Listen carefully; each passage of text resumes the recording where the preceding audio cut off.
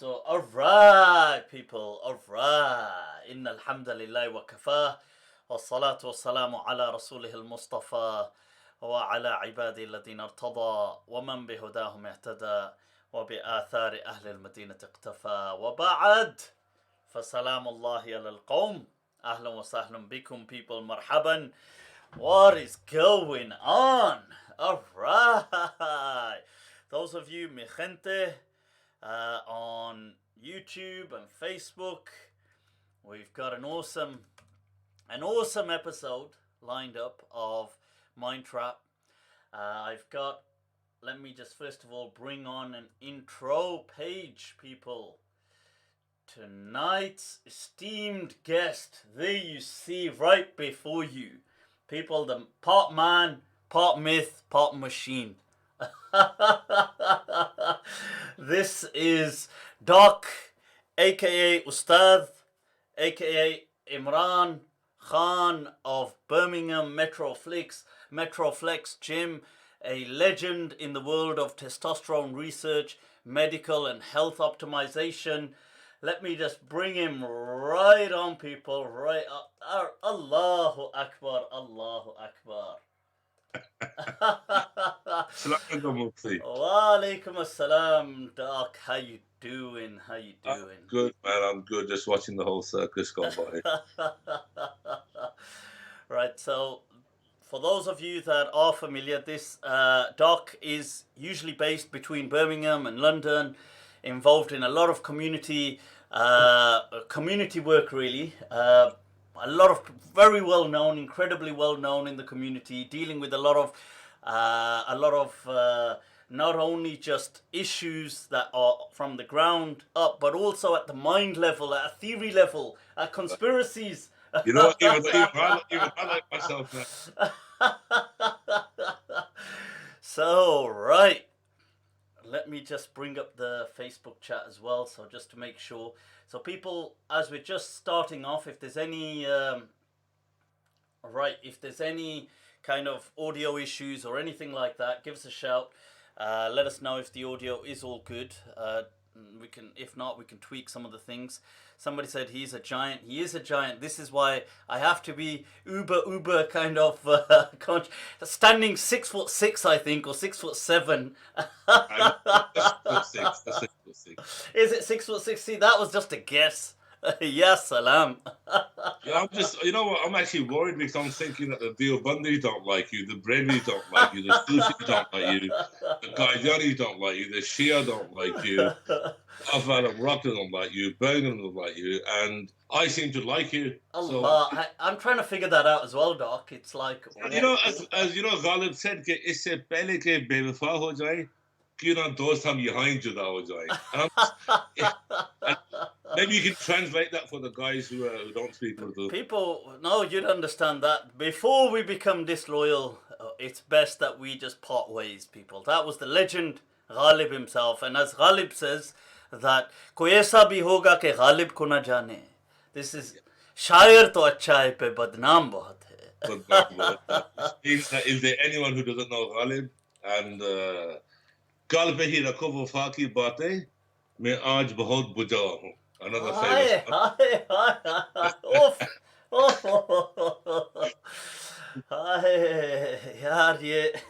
You can translate that one. All this, most of our viewers definitely understand. I'm pretty sure they all usually. I'm always quoting Urdu. They seem to understand it.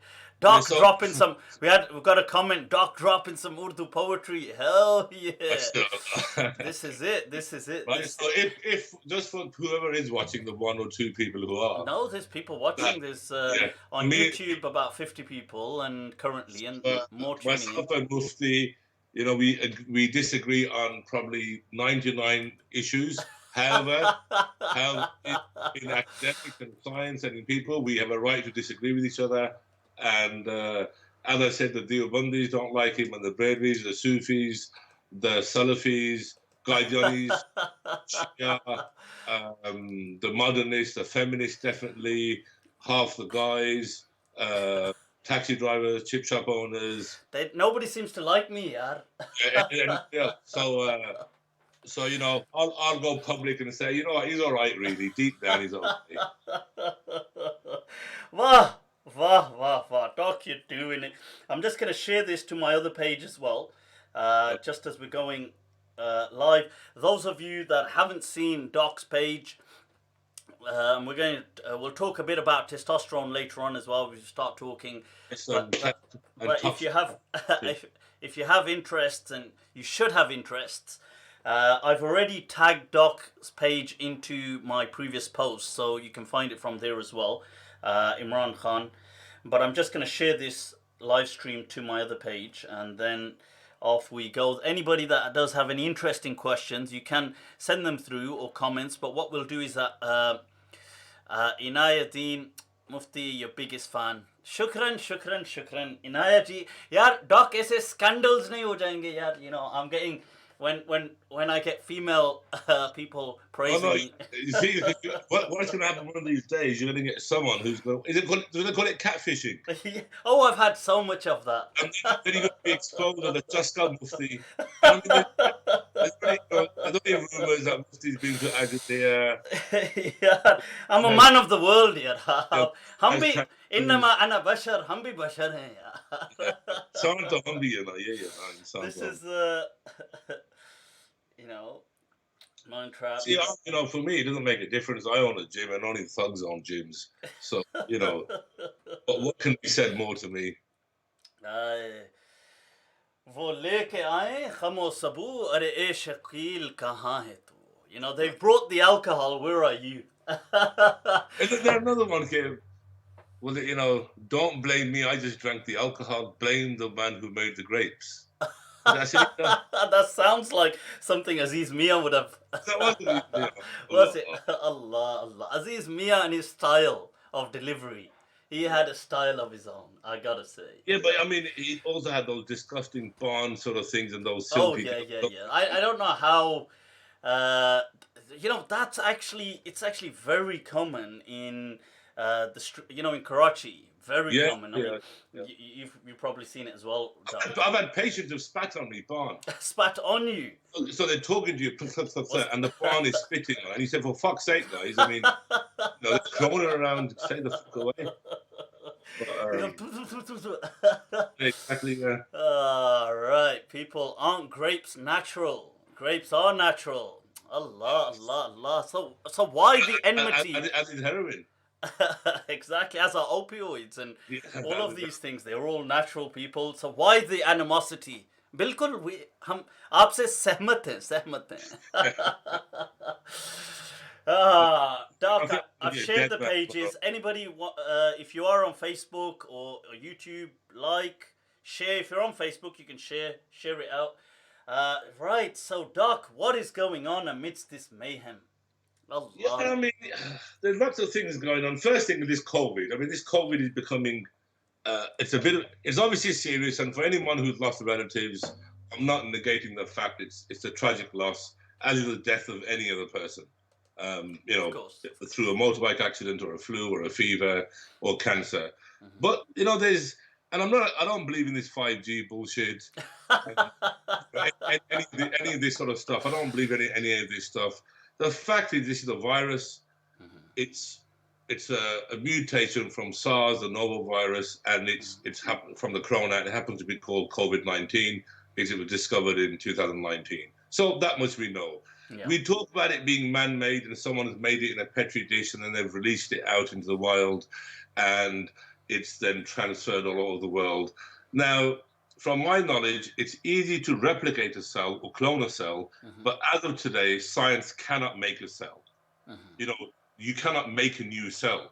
So within the viruses and the microorganisms world, in the lower sort of structure of the animal kingdom, viruses mutate all the time, and there's a figure between 40 million and 100 million new viruses which appear daily.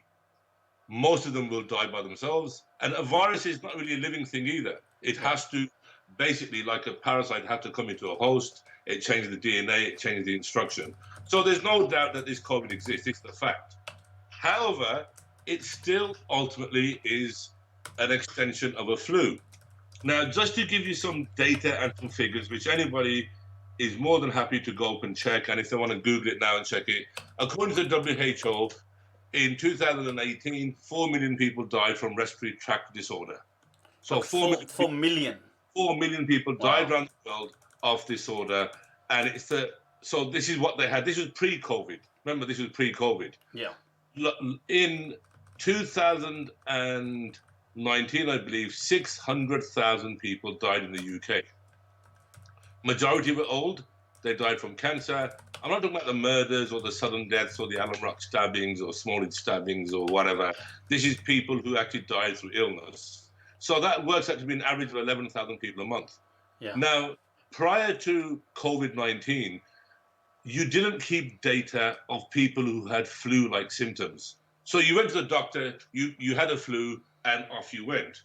So if you, just to give you an example, if you were to look at January 2018, 155 people died.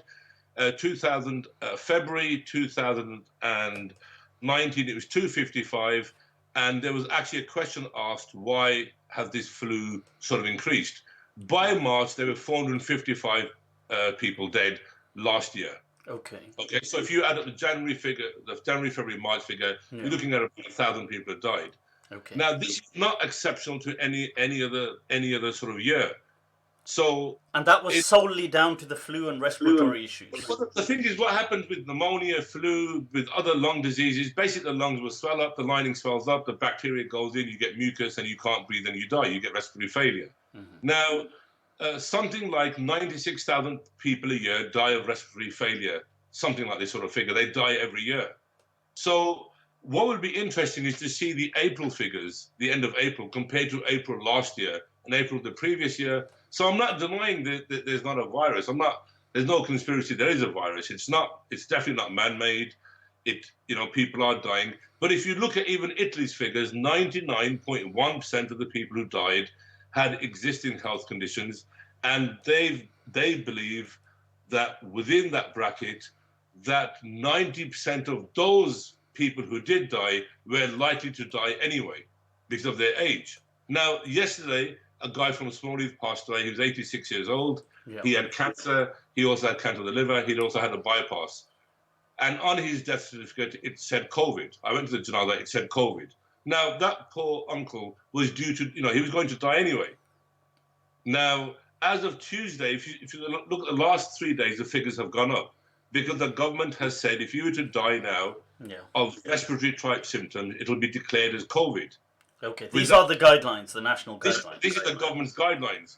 At the same time, on the 19th of March, the government declassified it from a highly contagious disease. Yeah, I didn't get that. I actually asked a doctor we had on one of the shows. He didn't understand it either. This is simply due to mortality rates. So basically, if you have to have a higher mortality than 2% to be considered to be that disease, and it doesn't have a mortality for that. Now today, and I can read you this letter out this very minute, which I'm not going to put the name on, but this is a real, genuine letter from a hospital. And what it essentially says, in light of the current COVID-19 pandemic crisis, you will be aware that people with significant life-threatening illnesses such as incurable cancer, neurological conditions such as motor neuron disease, etc., untreatable heart and lung conditions such as pulmonary fibrosis or severe heart failure are at risk from the virus. People with these conditions are also unlikely to be offered hospital administration, and they will become unwell and certainly will not be offered a ventilator. Okay, I've got the address of the hospital here, but this has been sent in confidence. For most people with these conditions, the best option is to remain at home and be cared for by the family with ongoing support from ourselves and the community. Now, because the priority has gone onto COVID. So what you've got, people who are going to die regardless, they are not giving them the treatment they need. Now, this is fucking important. This is really, really important. So people who may have survived with a ventilator with heart condition won't get it because the priority is COVID. Why the priority is COVID? You need someone smarter than me to answer that. I don't know. Because the financial loss is immense. There's a look at Sweden. Sweden have only put high-risk people into isolation. People are going to work, etc. Germany on the 19th of April is letting people back out in the public. You've had it, you've tested positive, you haven't got it again, go back out to work. I mean, there's an economic crisis going on. So now what we have within the Asian community, which I have a message from another Asian doctor in, but I'm not going to use his name because he's going to get fucking blasted. And I said to him, so we had a conversation. He said the problem is a lot of the Asian community are fat, obese, diabetic, blood pressure, and they don't tend to listen. Because it's our uncles, fathers, mothers, we pretty much can't do anything about it, but they are going to die because they're already unhealthy. So if you turn up to hospital, pretty much you're going to die. Now, this is a private conversation. It's fairly damning. But the fact is, we do have a lot of illness within the community. We do. And this is a fact. Yep. Now, the government and every other health agency around the world is saying to people that, it has a very small mortality rate. Then we bring it, well, people will throw in Italy. Why have we got 10% people dying in Italy? Well, why have we got 0.6% in Germany? Because Germany isolated the disease earlier. They found the people, they put certain groups into isolation, and it didn't spread. It actually didn't spread. So because it didn't spread at the pace as it had in London, for example, or other people, then they've got less cases. Italy, you've got a lot of old people. Then, which is a very controversial matter, which nobody wants to talk about, you do have fucking dirty people. They don't wash their hands. They don't wash their faces. They certainly don't wash their, the rest of their organs and parts of their body. And disease spreads. Now, if you look in any army barracks, for example, all the military are washing everything. They're exceptionally hygienic. Because so many people living together, disease can spread. Now, Japan has got a large aging population. Why have not that many people died in Japan? So some of this is cultural traits of countries. And it's got to be put into perspective. All of us aren't going to die. It's not going to be absolute chaos. It's not going to work that way, right? The old and weak, maybe you could say it's nature selection. You could argue this is a government policy to kill off older people or whatever. I don't know. I mean, I can't comment on that. These are all conspiracies and theories. I don't know. But you've got to look at the facts that 4 million people a year die of respiratory tract failure. Now, we have athletes who've died. Professional athletes, highly fit, but they get an infection, they die. We've had football players on the pitch running around who, I'm telling you, I've worked with them, a lot of money spent on their fitness testing and their health tests, but the poor guy would end up having a heart attack and he dies. You either live or you die. There's no middle ground. And it is what it is. What about all these conspiracies, though? All this kind of... is this being caused by radiation? Is this being caused by... Is this the government an elite trying to capitalize on the world? Okay, look, we're talking about the Freemasons and Illuminati. So this is such a secret... This is such a secret society that they've got a lodge. They've got like 155 lodges across Britain and one in Washington Heath Ward End, which you drive past every day, saying Freemason Lodge on there. If it's so secretive and so Illuminati-ish, how the hell do... a cousin Smallies, how do you get the details about it? If it's so secret, so clever, how does he know about it? Now, maybe there is something up here. Because to create a global panic, there is something up. I mean, there is something up. I mean, there's definitely people trying to capitalize from the crisis. But why wouldn't they? I mean, if you look at the art of battles and the travel wars and the other stuff which is going on, some people have made a lot of money in this, and a lot of people have lost a lot of money in this. So the takeaways are doing a roaring trade, but we're not saying this is a takeaway conspiracy, are we? So they can make money. The stock market speculators will make a lot of money. The Bitcoin guys will make a lot of money. There'll be a lot of favored contracts given. There's going to be a new structural world order. People are talking about a vaccine. Remember, we haven't got a vaccine for the flu. 30th of November, 2019. The Office of Statistics in Britain, and people can check this, 30th of November, said it was a disgrace and shameful that 50,000 people had died because of the flu vaccine, because it didn't work. This was since when, the data? So this was last year. Last year's data, okay. So bear in mind now that we haven't got a cure for the flu. How are you going to get a cure for COVID? And then people saying, oh, but this is the first time ever an animal disease has come into humans. We've forgotten about mad cow disease. We've forgotten about swine flu. 700 million people in the world had the swine flu. Roughly, how many people died? About 18,000? We haven't had a single bird flu case since the 2nd of February 2017. It was estimated 50 million people would die. a handful of people died. So the WHO has been wrong before. Now we have an immune system. Our immune system is designed to clear it out. Now, to give you a very simple example. Nowadays you go to these Turkish barbers, Dinos. I've actually seen you there once. Yeah. Dino's my regular go-to. Yeah, you've got all that wax in your nose and you're pulling your nasal hair out. Although I don't have that, but yeah. What is the objective of that nasal hair? Yeah. Why is it there for? Obviously, it's not there for attraction. It's there because it stops bacteria getting in there. There's objectives to things. Of course. Now people are saying, they washing your hands, washing your face, washing your feet. And then you've got the Muslims saying, oh, look, this was a disease that Allah sent to the Chinese as a punishment for their treatment to the Muslims. But then now Muslims are dying. So we've got to stop these conspiracies. The Spanish flu back in 1918. Yeah. I mean, who made that? Who made the plague? There were no humans when the dinosaurs died. Why did the dinosaurs die? Right. Okay, so we can actually... Was it 5G at the time? Yeah, was there one 5G pole? We can even argue if the dinosaurs existed or not, but they did exist. I mean, this is a fact. They're not. This is not some great conspiracy. The fact is, it's nothing more, tragically, than a flu, SARS, corona extension. This is all it is. It's a flu. Most people will be okay. The old and vulnerable will get ill, as they do every year. Sure. So if you look at January, February, March, this year, compare it to the figures from last year, there's no difference in deaths. This is normal. This happens. I mean, it is tragic. People are dying. Of course. No, absolutely. But the whole thing about 5G, the towers, the birds are dead on the road. But when 4G came out, it happened. And let's be honest, you're talking about radiation. You keep a phone in your pocket. Yeah. We're on this computer here, microwaves. As soon as 5G comes, I'm going to get a 5G phone. Who isn't?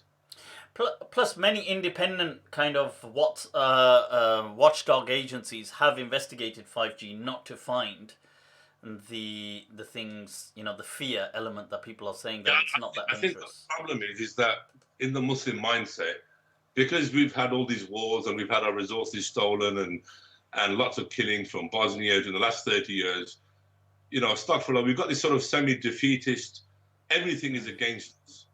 So, we believe in conspiracies and we love the conspiracy. And all great conspiracies have a bit of truth in there. Yeah. But we're walking around with a phone which can be tracked 24 hours as to where we are. Google Maps, simple example. Right, you go into Google Maps. If somebody's looking for you, they know where you already are. I think that, the new feature that they had added where they can locate, I think that led up to, one of the data showed in a particular in 1 year, up to 50% of the divorce cases. It was used as evidence. I know somebody, I don't actually know somebody, but I know somebody who actually made a phone call to Pakistan and to top someone off, which is highly illegal, as you know, and we don't condemn.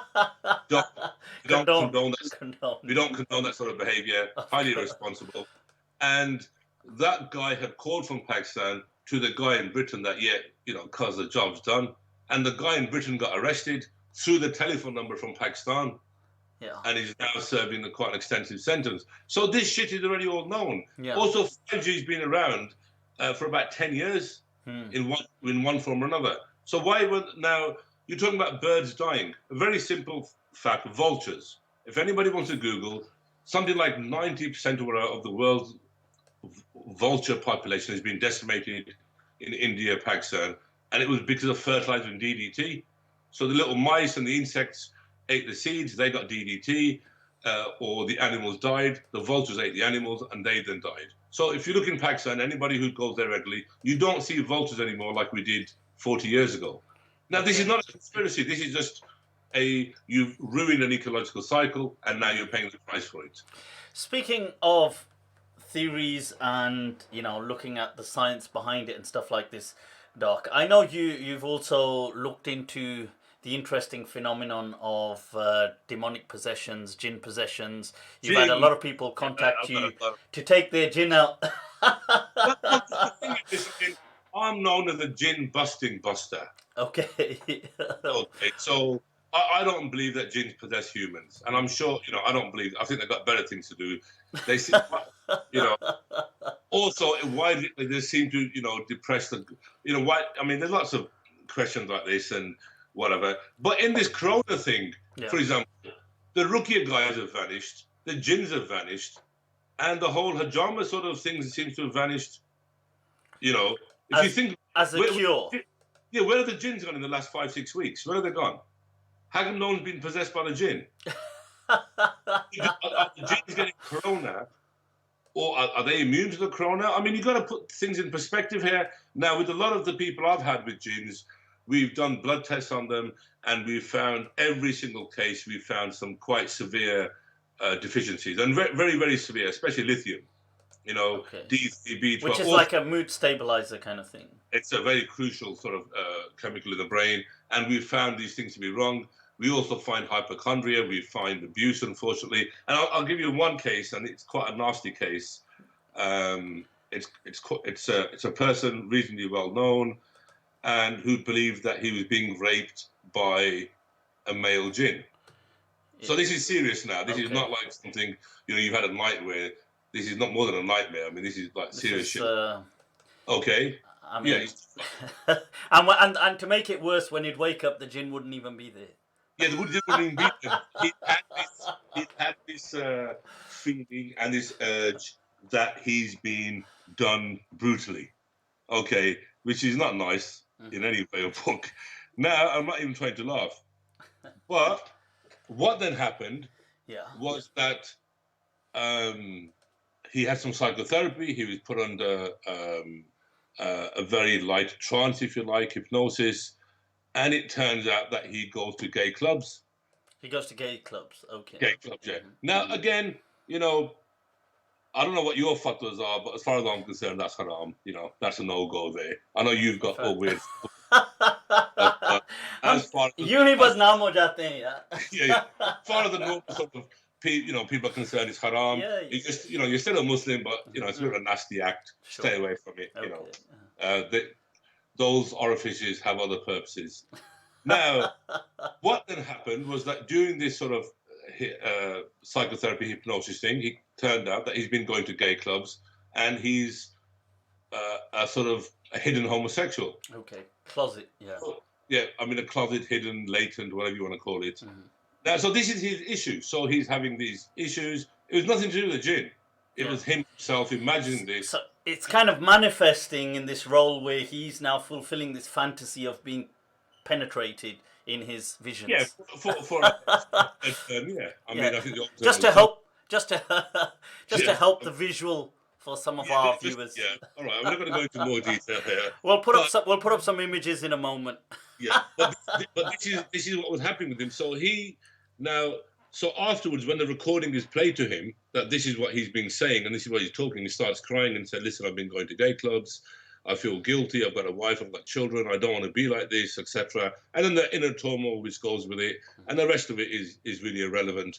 But this is blame on jinn. Now we have in our community, we all know we've got severe trauma. We've got child abuse. We've got husbands abusing wives tremendously. We've got, nowadays some of these girls as well. They're abusing guys and all sorts of girls abusing guys. What's a bit of this, Doc? No, we get this, man. I mean, if you've got toxic masculinity, you've also got toxic femininity, haven't you? This is a super interesting topic. I mean, first of all, what this toxic masculinity that people speak about? What is it that comes to? What is it that they're talking about? And toxic masculinity is apparently the adherence to male gender roles and limiting emotions and displaying anger. What the fuck does that mean? So I'm a man, and it's quite clear that I'm a man. Physically, biologically, mentally. Well, I'm a man. Okay. Yeah, okay. Maybe an old man, but I'm still a man. Fair enough. Now, so I'm going to adhere to masculine values. Okay. And masculine behavior. Okay. And masculine emotions. Okay. Now, men can cry. However, if you want to fucking hug trees and that's not for me. If you want to hug trees and you want to have like, men coffee shops, and let's all hold hands and sing Kumbaya Yo or sit the Kulma together and we can all bond together. This is bullshit. I mean, it doesn't work that way. It's absolute rubbish. We have gyms, men talk to each other, we train, you do. I mean, look at it. Yeah, exactly, yeah. And I mean, even though I've asked you that I'll teach you how to squat and you've refused. I swear. You only do chest and biceps and shoulders like every other package. It's like, how could I go and work out next to Doc? I mean, I'd look like a little shrimp. But you are, though. I am, compared to Doc. Now the thing is that if you look at the 80s movies, and I always give the example of Rambo. Stallone, Arnie, that kind of stuff. Now look at Rambo 1. He wants to meet his friend Delmore Barry. He goes for a meal. He wants some food. Delmore Barry's dead. He wants a meal. And then he calls his chaos. The copper gives him grief. And you had all of these sort of masculine roles. Today, this is all toxic masculinity, isn't it? This is all like men who are toxic. And, John Wick is considered to be this toxic, this modern toxic. He kills people. He's even killed a bird. He's killed a woman. He shoots people. He does that. What the fuck is all this about, toxic masculinity? I mean, okay. 1 minute. So if you're saying if a guy beats a woman, that we've got an issue with. Yeah. So abuse is wrong, categorically. Yeah. I think, of course, abuse is wrong. Of course, but I'm just putting it out there to be very clear. I mean, it's quite clear to hit a woman is out of order. Now, then we've got alpha men, and this is going to be a very controversial subject as well. Okay, and then you don't have to be an 8-footer to be an alpha. Right, but we have alpha men, like you have alpha primates.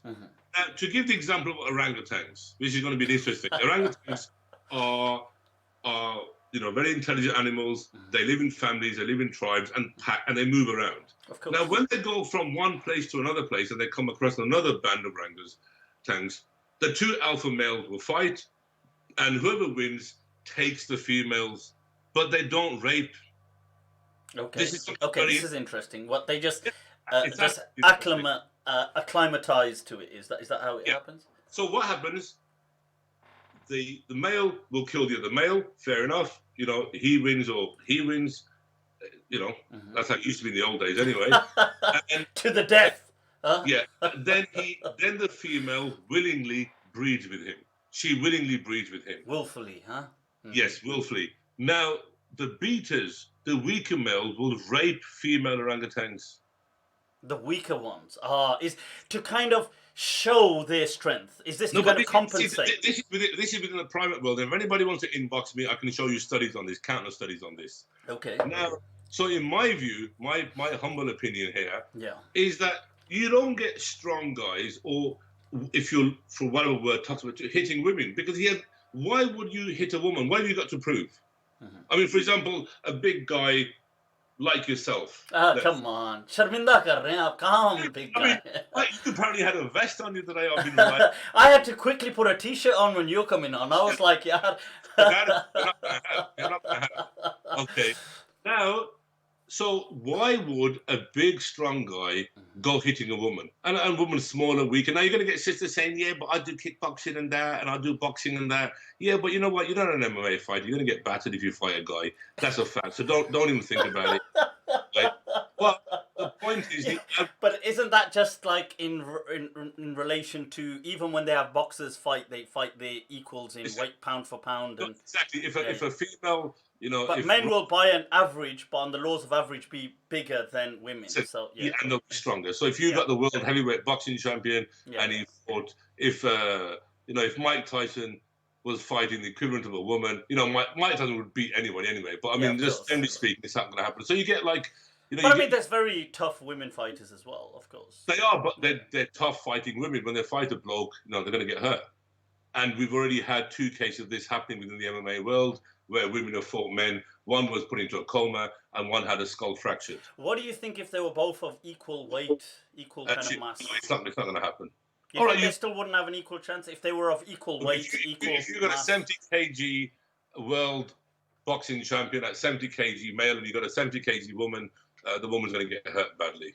Okay, and it would be ridiculous to put that fight on, and it would be immoral, and it would be wrong, and that woman would get hurt. Immoral. It would be immoral. Okay. This is not right. It would be.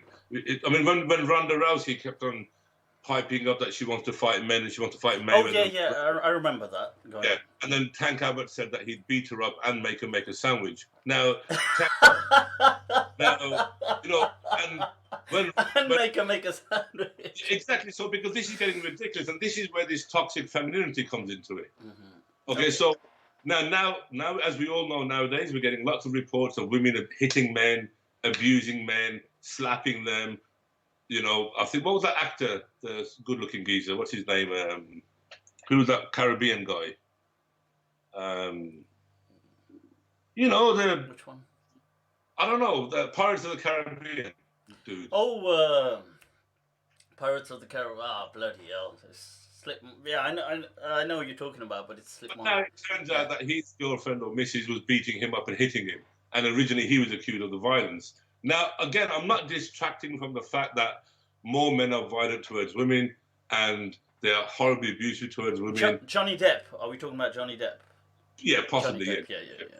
Yeah, so we know that, you know, generally speaking, men, you know, some men can be very horrible to women. They can beat them, mentally torture them, physically torture them. And I'm sure you've met many, and I've done. I mean, that just to be clear, that is utterly despicable and unacceptable. Yeah, so we're not, that's just wrong. At the same time, some of the behavior of women is also despicable. You know, so there's no, you know, as in they're beating up men just as bad, and things. Beating up men, some of the behavior, some of the language, because you know this whole laddism sort of culture came out in the 90s, and certain segments of our community took it on quite happily. So the girls sort of became what, I'm going to get my man to fuck you up and stuff. And I actually had that. I had outside Taros, this little girl, like 5'1" ninja, with her 5'4" boyfriend, saying, and she actually said to me, I quote, "Move the car, you old fucker." I quote. Okay. Right. And you were in your car at the time. She couldn't obviously see you. Yeah. The giant that you are. Or I'm going to get a man to sort you out. I mean, had she, just for the record, had she asked nicely prior to that? No. All she said is move your car because we want to park there. Now, I would have said, "Bache, chalo, theek hai, I'll move the car." But when she said that, I want to see who a man is. It's instinct, isn't it? I want to see who this beast of guy is. And it turns out to be this 5'4", tram-lined, trousers halfway down his pants, you know, spliff in his hand, old man. And he's like, you know, and he turns up. And then he says he's going to call his man. Well, he's going to call somebody. And then sort of there was quite a bunch of us. So we just sort of like, you know, laughed and all, you know, tapped their heads together and said, "Look, go home, you know, play with your dolls or whatever." And go home. Literally. The point is we are seeing, you know, and I don't like this concept of people are sharing videos on WhatsApp and of, you know, little fights and exposing people. I don't really like this sort of stuff. But we're seeing lots and lots of bad behavior in our community. You know, we are. Yeah. And, you know, from shisha bars to when you go to different places. I mean, I remember going to watch one of the fights at the casino. Stuff from it's all right, it's all good. I'll get your pardon, don't worry. You walk in and somebody's got, "Oh, assalamu alaikum, brother, how you doing?" Another one's got something singing, "Shit, I just came to watch the fight here." But you did see sisters in brackets drinking there, chilling there, partying there, because it's a long way away, people aren't going to go. So, you know, they're no angels either. Let's be totally honest about this. Yeah. And this whole mode now of relationships, of rishte, that blueprint we had before, your parents said get married, you got married, all this sort of stuff, it's all changed and everything changed. You know, high divorce rates, abortion rates. You go to any STD clinic, you're going to be seeing a lot of Asians there, you know, Muslims there, you're going to be seeing... You'll end up turning into like a gathering. "Oh, how you doing, bro? How you? Yeah, but you see, where you here last week, sis? You know, so these sort of things are happening, and this is a fact. You know, so all of this sort of stuff, it's, you know, this is all very unsavory things happening in the community. But do you feel that this has actually degraded, has become worse, or is it just more apparent to the eye now? As someone who's older, it's considerably worse than, you know, everybody will say my time was different, whatever. Nostalgia, you know, kind of thing. Because, you know, nostalgia always makes things look better, much better than they actually are. And I've been dealing with people a long time. Some of the stuff we hear, which I've discussed with you other times as well, on the marriage counselling, on the cycle, on the therapy side, some of the stuff we hear is appalling. Stuff you never heard before. But they say, a person is as sometimes as much of a libertarian, if you like, as his options, as the options available to him. Like, are you saying, would you feel that this, maybe people are indulging more in this day and age, but because we have a greater opportunity to do so? Would that be? Of course, because humans, जिसकी लाठी उसकी भैंस.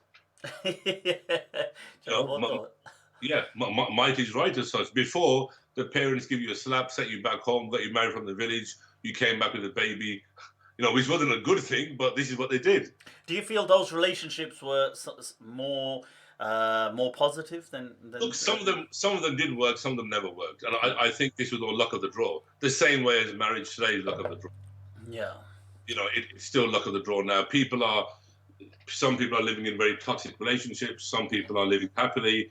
Other people are boyfriend, girlfriend, very happily for years, and they're moving partners as they go along.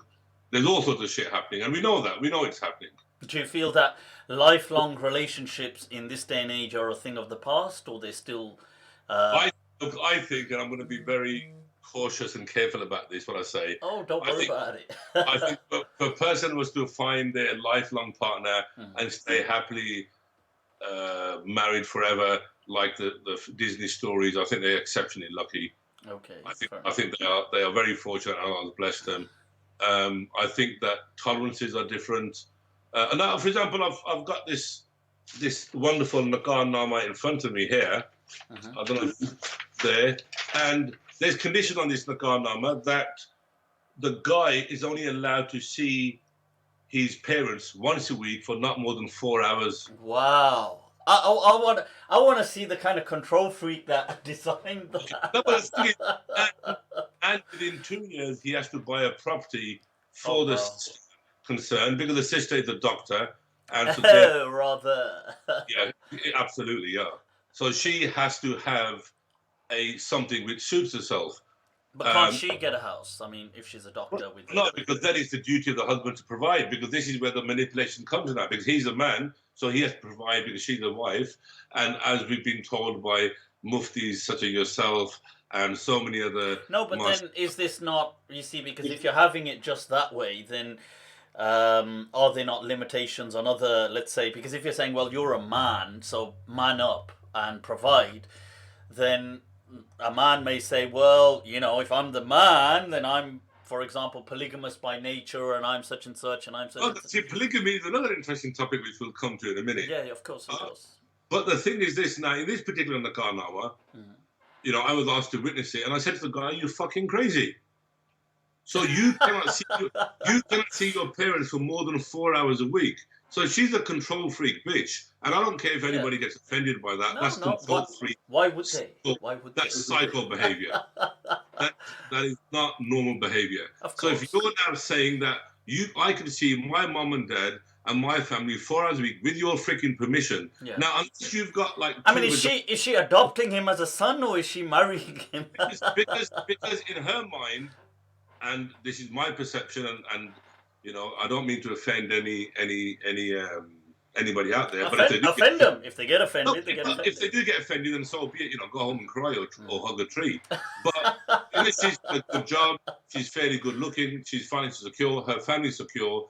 She's now, because we're getting highly estrogenic men. This is my term, highly estrogenic men. What do you mean by that? Like castrated, kind of? What do we mean by socially, mentally, and effeminate men? No, feminine men are different. So feminine men are, if you're a bit feminine, so be it. Okay. And what's this then? What's the distinction? The distinction is quite clear. You've got some people who are not aggressive. They're not brutal. They're very gentle. They're very nice, and they're nice people. The fact they may be somewhat feminine, they're not even homosexual. Yeah. It's the sort of guy you'd want to marry your daughter as such. Trustworthy. Honest. The nice guys out there. The nice guy. Yeah. But the sister doesn't want the nice guy. She wants the bad boy. The bad boys. This is it, isn't it? The bad boy complex. And the thing is, with the bad boy, you're going to have to pay the price. So for a fact, I know, and I'm sure that people do, and I've personally recovered money for sisters where guys have taken money off them, threatened them, blackmailed them, SMSs, videos, voice notes. How so? And Over? I'm going to release these pictures, this kind of stuff. Or are we talking about other I things? personally got money back for people on this. Wow. Okay. And even Western police have a unit about this.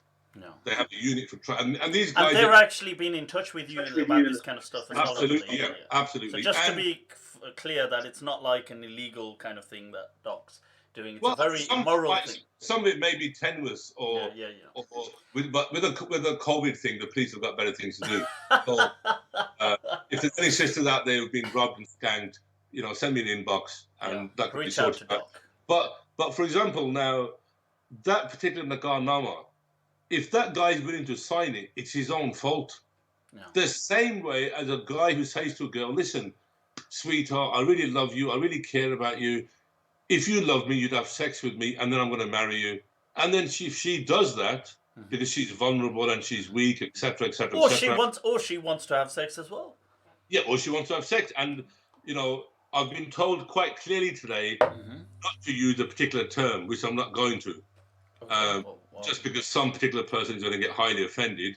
Wow. But if two grown adults meet up in a certain place and they get up to something which is haram and it's illegal and it's wrong and they pay the price for it, then they're both guilty of it.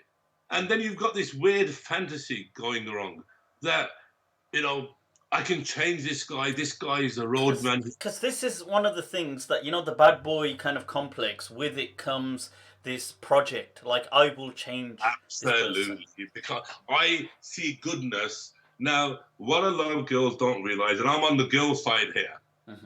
Ain't we all? Yeah. Praise the Lord. Now, a lot of men are predators by nature, and they're nasty fuckers. Nasty. But men are generally bastards. I mean, this is a fact. And my mum, may Allah give him Jannah, is a very senior guy, very intelligent guy, and he used to say the same. And men, generally speaking, are predatory. And within our Asian culture, when the boy can do no wrong, oh mera putra is, oh kuri kanjri si. My boy did nothing. So when we're living in this sort of culture where the boy can't do anything, even one of these grooming gang lot, I had one of the brothers in, and he was saying to me, listen, bruv, what was my brother supposed to do? She came at him when she was fucking 14. What do you mean she came at you? Right? Came at him, how? What does that mean? Like, came onto him? In the sense that when he said, sit in the car, I'll buy you a burger at McDonald's, she voluntarily sat in the car. So what do you expect? Okay, yeah. Exactly. So the point is that, we're living in a weird time where we don't have that position where our parents got the risk there and they sorted out the marriages, or the elders in, or you knew the family for 50 years or 100 years, etc. You've got probably the first time the girls have got economic freedom. In many cases, they're more educated and qualified than the guys, so they earn more. Women seem to be drawn to higher education much more than men. Yeah, well, because the guys are on the street selling drugs. It's a lot easier. Some of them. Yeah. It's a lot easier. So now you've got this sort of vacuum in between. And this vacuum exists, and this vacuum is causing problems. And you see it, I see it, therapists see it, counselors see it, drug addiction centers see it, abuse centers see it. You go to any domestic abuse center, it's full of Muslims. This is a fact. Can't be. It's full of them. Okay? Now, then you've got girls who've run away from home, married guys, against parents' wishes. They might have a kid. They've been abused. So the whole thing is a mess. I mean, and then you've got this, and how many people do you know? Oh, sister, mashallah, I'll become your wali. And then he ends up... Those that give this desire an Islamic veneer, pretend to be all holy. Or let me exhume this jinn from you, but I don't have to marry you. Mashallah. Mashallah. And, he's sacrificed his own life for her. Allah. And then how many secret marriages have we got? And undercover things have we got? And temporary nagars, and which I know, again, you've given some dodgy, crappy fatwas. You see, but Doc, I've been very clear on condemning secret marriages, but saying that, okay, I have said I don't believe mut'a to be haram, but I've said that, you see, mut'a at least is where people are open and transparent with each other. They're not deceiving. They're not kind of saying, well, like a guy says to a lady, look, I'm going to marry you, and I'm going to take care of him, I'm going to do this, and then after the weekend he disappears. Or But it he depends how much it costs, doesn't it? say that. It depends how much it costs them, doesn't it? You think in that sense. Now, what I thought we were gonna have to what the daily charges? yeah, we're gonna have He's to, like, well, I've only got enough till Wednesday. Is that okay? Well, what if you have to for 3 hours? So Mutta, I disagree. I think I mean, no. no, fair enough. And I think that the majority of Al-Sunnah wal Jama'ah disagree on the issue of Mutta. I know you're going to find some obscure scholar from 1422 living in a fucking desert in Mauritania I seem to have a skill to do that. who wrote a one-page book, and you happen to have that book. I'm sure you're going to find someone It's like amazing how these things land in my lap. yeah, or you write them yourself. I don't know, but I mean, the point I'm making is that if a guy is saying to somebody, the advice to the sisters are say, I want to marry you, meet his parents, because once you start that whole dating cycle, it gets dangerous, and many of us have been there, and we've not all been angels in the past, and all sorts of things that people have dilly-dallied or whatever. It's all going to end up in tears. Yeah, but a woman could ask, and quite rightly ask, that, look, how do you expect me to get to know this person to some extent?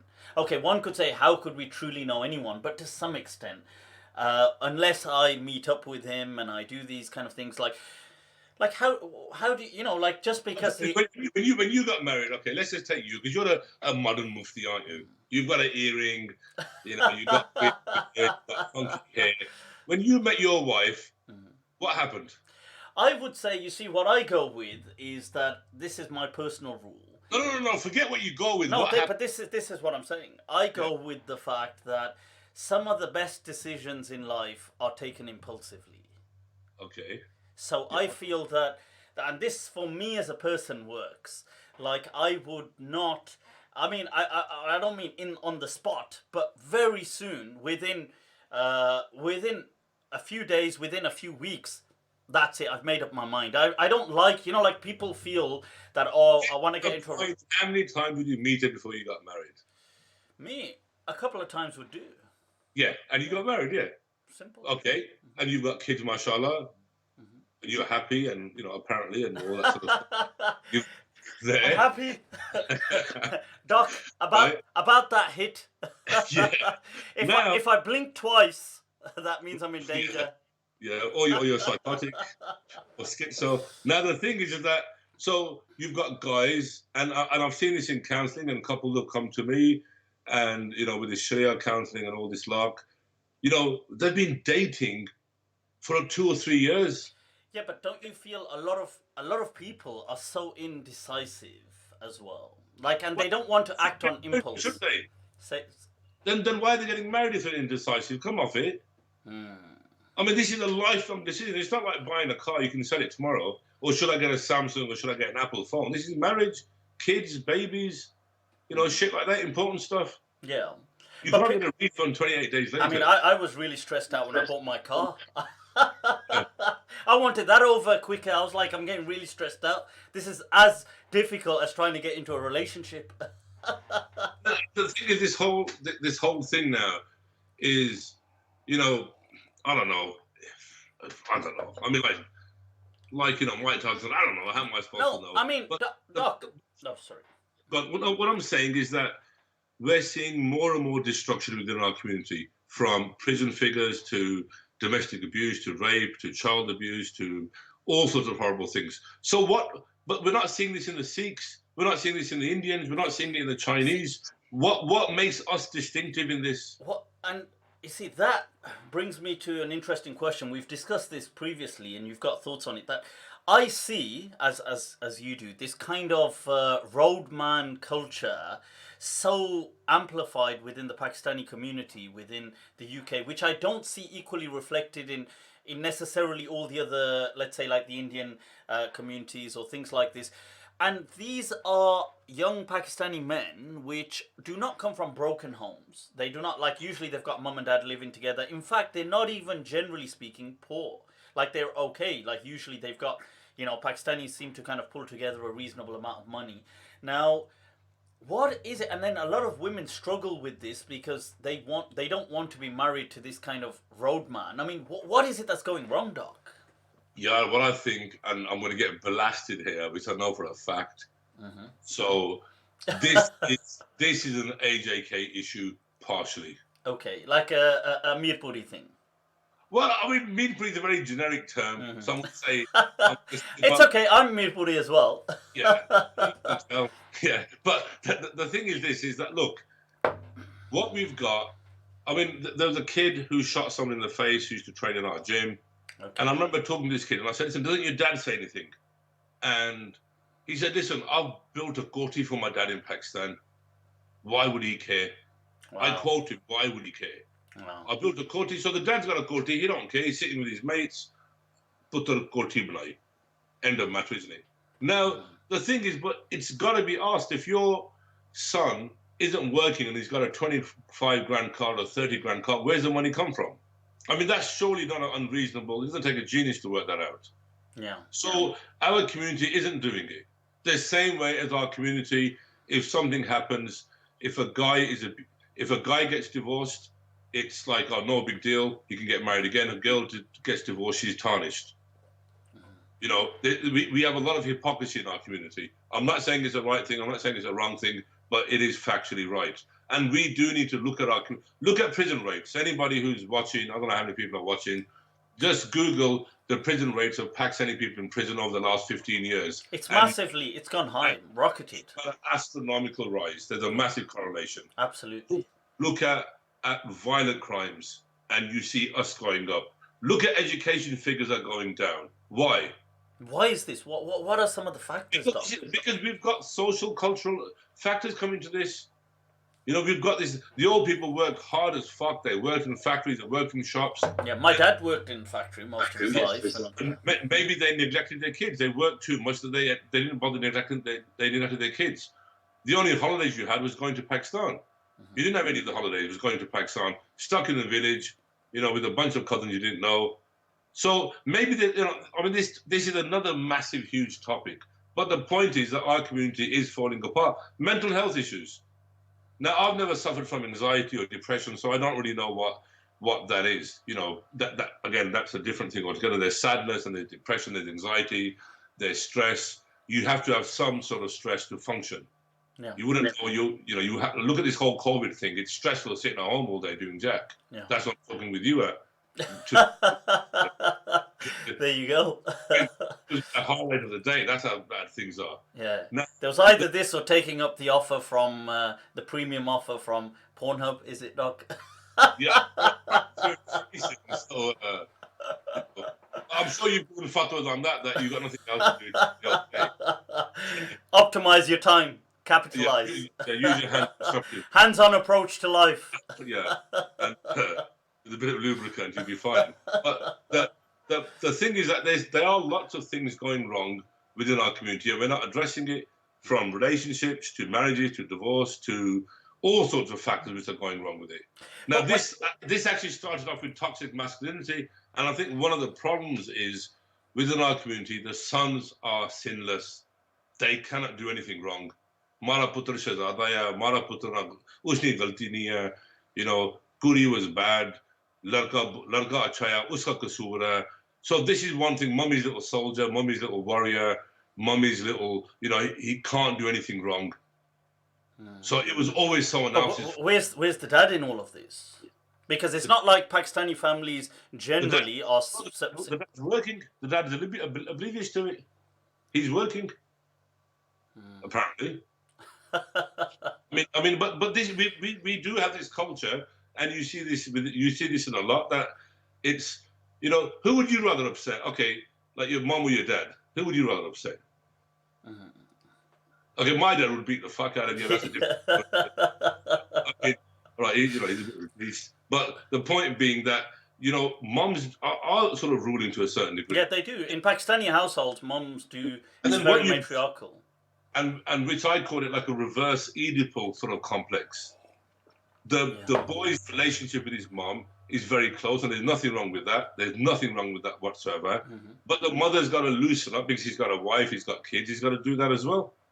Don't you feel this relationship that you're speaking about now is one of the major causes to destroy relationships?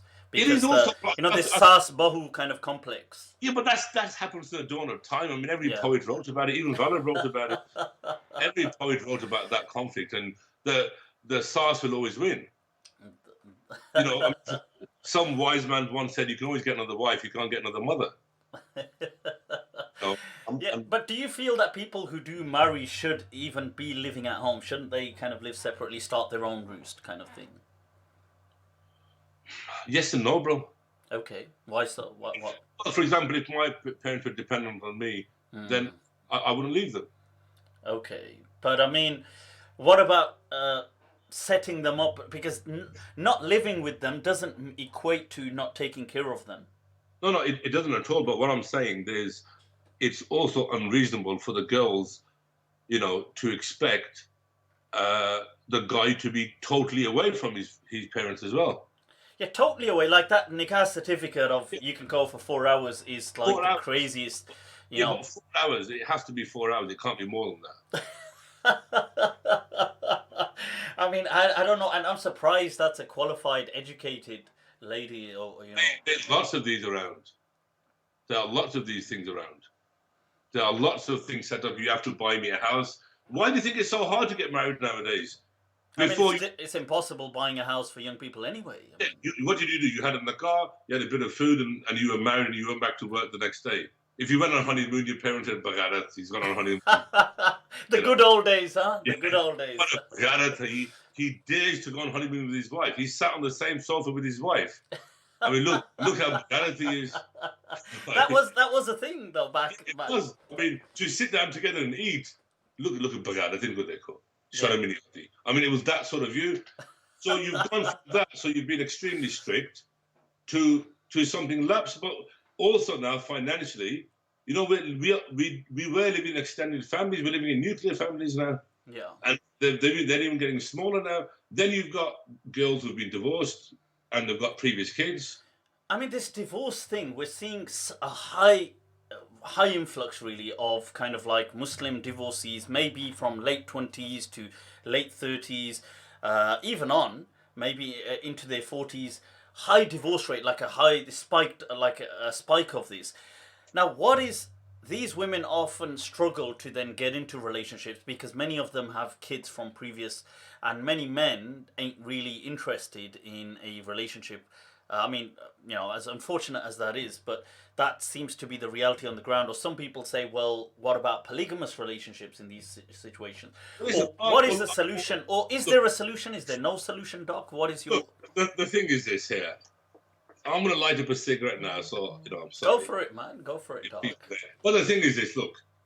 If someone's got kids, what is the Sharia ruling if a woman has 2 sons? And the father also wants to, they get divorced, and the father wants the kids. What is the Islamic ruling on who should have the children? Okay, so generally there's kind of Islamic guidelines, but there can be a case-by-case scenario. But the general guidelines, what they call, this falls under hadana, they call it, like guardianship. And hadana, by default, if the children are small, is with the mother. Yeah. So she's seen as more apt to kind of like nurture them and bring them up. Absolutely. And then as they start to have some maturity, there's a difference of opinion amongst the scholars. Some say let them stay by the mother. Some say that, okay, now they should go with the father, especially if they're boys, because in that day and age, they said the boys could learn a craft. They could kind of, if they're carpenters, they could pick it up from their dad. They also felt, a lot of them discussed classically, and these fiqh books are classic, they discussed that most likely, because in that day and age, remarriage wasn't that much of a problem. Yeah. So they said that when the woman remarries, the stepfather, by their studies showed that they were harsh to their stepkids. So they said in these circumstances, they would be better protected with their own father. Yeah. So these kind of discussions come into it. Now you tell me yourself, as a learned Mufti, apparently, I mean, you know, you've got certificate and all this sort of stuff. I have indeed. Yeah. And, I bought it. No, I didn't. Yeah. Now, how many sisters and girls would give up their kids to the father, even if he wanted them? Not many, is there? But I think regardless of Muslim, even non-Muslim, women generally by and large, I think that kind of maternal instinct with their children is so strong, they wouldn't give up the children. Yeah, they wouldn't do. But within Sharia, within certain countries, now, so if a guy has to take someone else's children on, okay, it is difficult for him. It's not easy for him. It's very Now, difficult, isn't it? Like, I mean, being honest, especially when that kid says, "You're not my dad." Exactly. Okay, now this is a very, very harsh reality, and I've seen it 100 times. You know, so it's not, you know, you're not my dad. Who the F are you to tell me what to do? And then let's say you've got a dad, the children's dad is a bit of a nasty beast of a fella. Yeah. Let's just imagine he's a big lad. 6'6". Hypothetically, for example, and she's got remarried. Now, they're his kids living with some other man. Now, the women will argue, yeah, but this is a problem of him. It's not my problem. No, it's not. It's his children. So these are natural conflicts. Plus, I think this day and age is so sensitive. Like, imagine, you know, with your own children, sometimes they could annoy you. For example, they could be making a racket, making a noise. They could break something. They could be touching something they're not meant to be touched. They could be kind of damaging things, your work files, other things. And you could kind of shout at them. You might kind of like, just as a reaction, say, "Hey, stop that," or do this, or do. Now, imagine that with somebody else's kids. It would be a whole different game. Some people don't even like their own kids. Yeah. I mean, it's a sad reality, but that's true. I mean, you know, kids sometimes wind you up, but your own kids you'll tolerate. Now, these are problems. So then, if you have that issue, but you've got somebody who, for whatever reason, may want to marry another wife, and then that sister's like, "What, me become polygamous? You know, be a co-wife." Is that the term they use nowadays? Co-wives. I think they use co-wives. Yeah, co-wife. You know what? I know co-wife, and then other sisters are going to say, "You know what? Who the F does that guy think he's got 2 wives or 3 wives or whatever?" And we hear it, you know, I've heard this numerous times. Okay. And I advocate polygamy. Okay. You know. Law of the jungle, huh? No, undeniably, I advocate polygamy. And, you know, people can get upset or whatever. It may even be a necessary evil, if you like. Okay. And there's various reasons for it. But you know what? And there's countless academic studies as well. You know, you can argue if men are polygamous or not. But then what do other women say to the co-wives? You know, how can you tolerate this? How can you let your man, wherever this term has come from, your man, go up and do that? Why don't you leave him? Why don't you do this? Why don't you do that?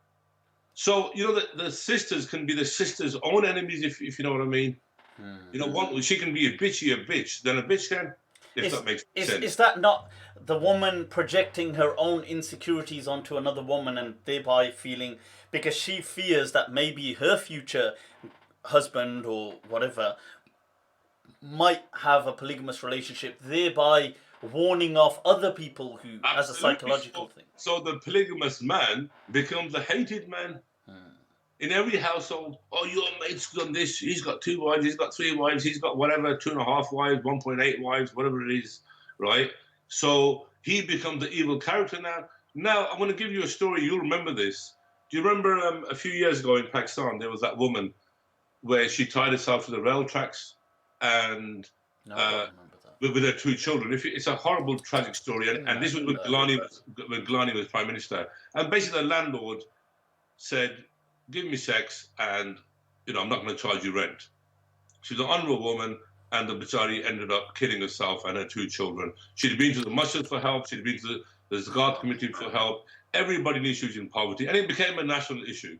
And obviously, as you know, the ulama are reactive. They don't know fuck all. They only wait when it's a bit of publicity, or let's give a sandwich to the homeless, or, you know, or crap like this. Exactly. Yeah. And now even the Prime Minister, the government, they set up these funds for these women and all this sort of stuff. And she ended up killing herself because she couldn't feed herself or her children, and she would have gone into prostitution. And the guy had offered her prostitution, essentially. Now, if a man was to have married her, okay, and supported her, then it wouldn't have been a problem. She would have been supporting the kid would have had a father. But the response to that from the citizens, "Oh, you could just give them money as well." But you could have just given them money. But those kids still need a father. They still need a father figure. They still need somebody. So this whole argument, to be honest, is getting, for me, it's very, very weak. So then you look at, for example, again, I'm going to use a bad word here, prostitution. Okay. If there was no need for prostitutes, if they didn't have the customer base, there will always be a need for sex. Yeah, absolutely. Always. Now, for whatever reason, if somebody, I don't know why I'm laughing for here. Don't worry about it, Doc. Share the joke. Yeah, but if, for example, somebody has more needs than one partner, if a woman has a right for a talaq, if the husband can't satisfy her or is unable to perform, she has a right to get a divorce. She does, yeah. Yeah, she has that right, and it's no big deal. Yeah, I mean, I deal with testosterone. I think we had a question on here the other day about a husband having a micro penis and the woman wanting a divorce. Yeah, I mean, that she's entitled to it. I'll just say. Yeah, I mean, bad luck for the guy. It's bad luck. I'm probably. That's an absolute short-strawed situation. Yeah, I mean, it's bad. But I do know a doctor that can inbox me who actually does extensions based in Harley Street. It'll cost about 14 grand, but he can cut a tendon. Can they?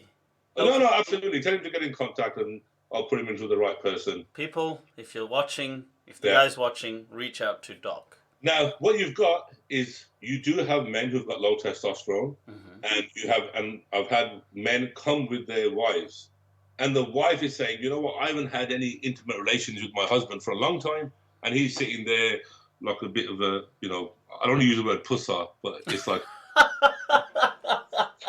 he's sitting there a bit dribbling and a bit drab, and she's saying, and she's encouraging the blood test, and she's encouraging the testosterone treatment. Nothing wrong with that. Nothing wrong with that. I think this is a good, fruitful relationship. This is nice, pleasant, and it's all very. Because testosterone is essential for men.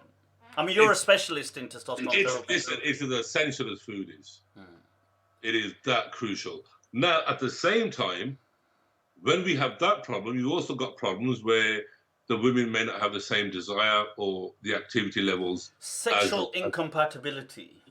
No, that's a different thing. Is that a different thing? Okay. I think that's a different thing altogether. I mean, okay, sure. You've got some people who may have a higher drive than others. Fair enough, yeah. This started off with the COVID, didn't it? How did it get here? It always ends up on sex. Yeah. Now, but you do have some people who have less of a drive than others. Now, in that situation, and I've heard this within Pakistan and in other places, the woman doesn't have an issue if the guy's got a girlfriend, but the day he marries her, she's got an issue with that. What is that all about? I've come across these cases as well, by the way. I have no idea. So she doesn't mind him doing zina, but the day he makes it legal and halal, she has a problem with that.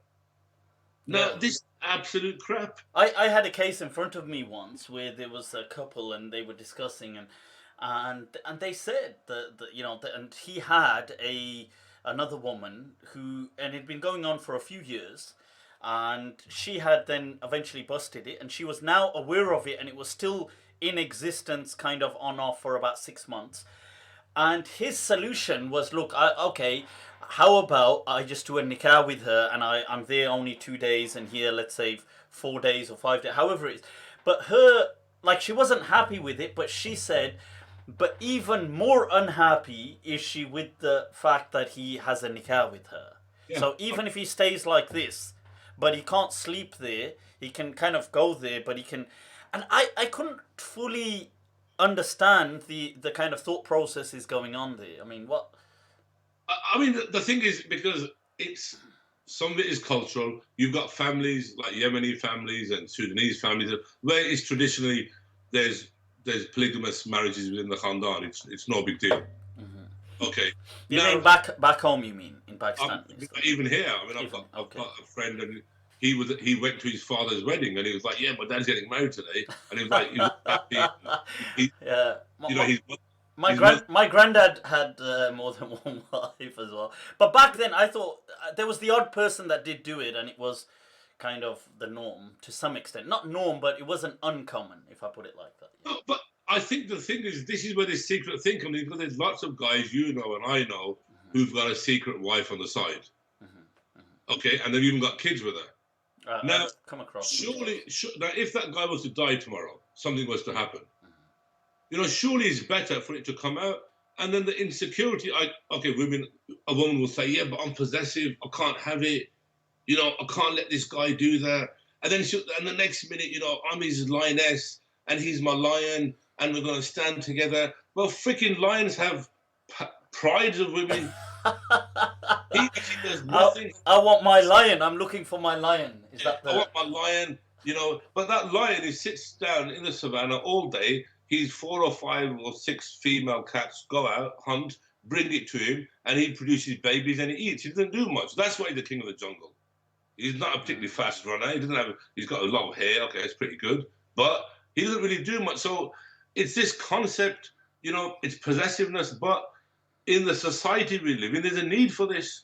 There is a definite need, because surely it's better than zina. Of course. Now, again, you might come out with some fatwa saying zina is halal tomorrow. I don't know.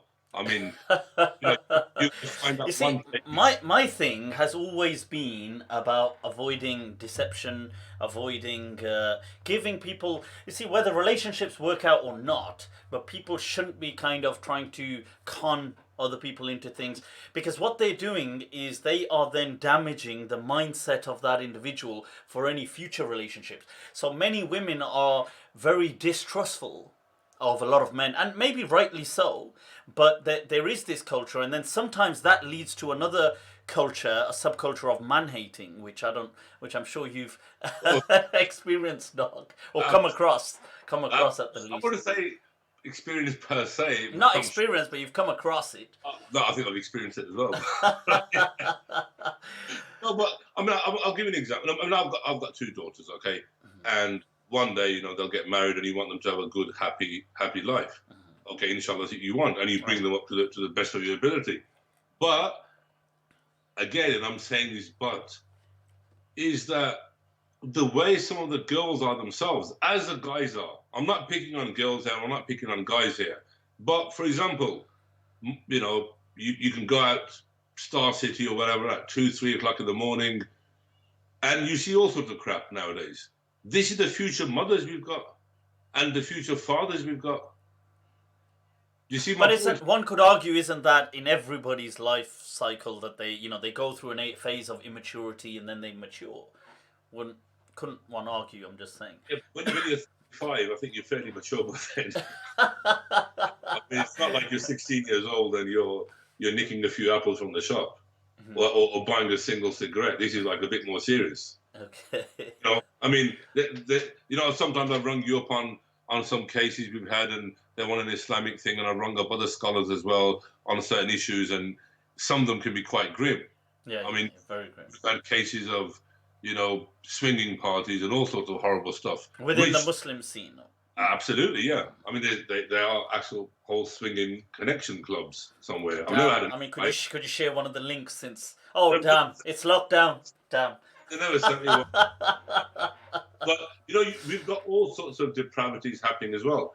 And the consequence is a human price, psychological problems for the girl, psychological problems for the guy, anxiety, depression, lack of trust, all sorts of behaviors are going on. And, it's like you've got to, for a better word, keep it real. I mean, there's stuff going on there which is causing people a lot of fitna, a lot of facade, a lot of stress, a lot of tension. And mainly, it's like, what will somebody say? Yeah. What will the society say? What will people say? And isn't it sometimes, Doc, don't you feel that people, with this kind of virtual world that exists, this kind of like picture perfect world that everybody's chasing, that, I'm going to have an ultimate goal of a marriage, and I'm going to spend £80,000 on this wedding day, and when they do get it, now what? And then when the boredom kicks in, or the mundaneness, that is highly problematic. I mean, would you feel that's a feature? Or? I think the thing is now, because, I mean, there's recently, I don't know, I saw in the newspaper somebody sitting on a tank and for his wedding.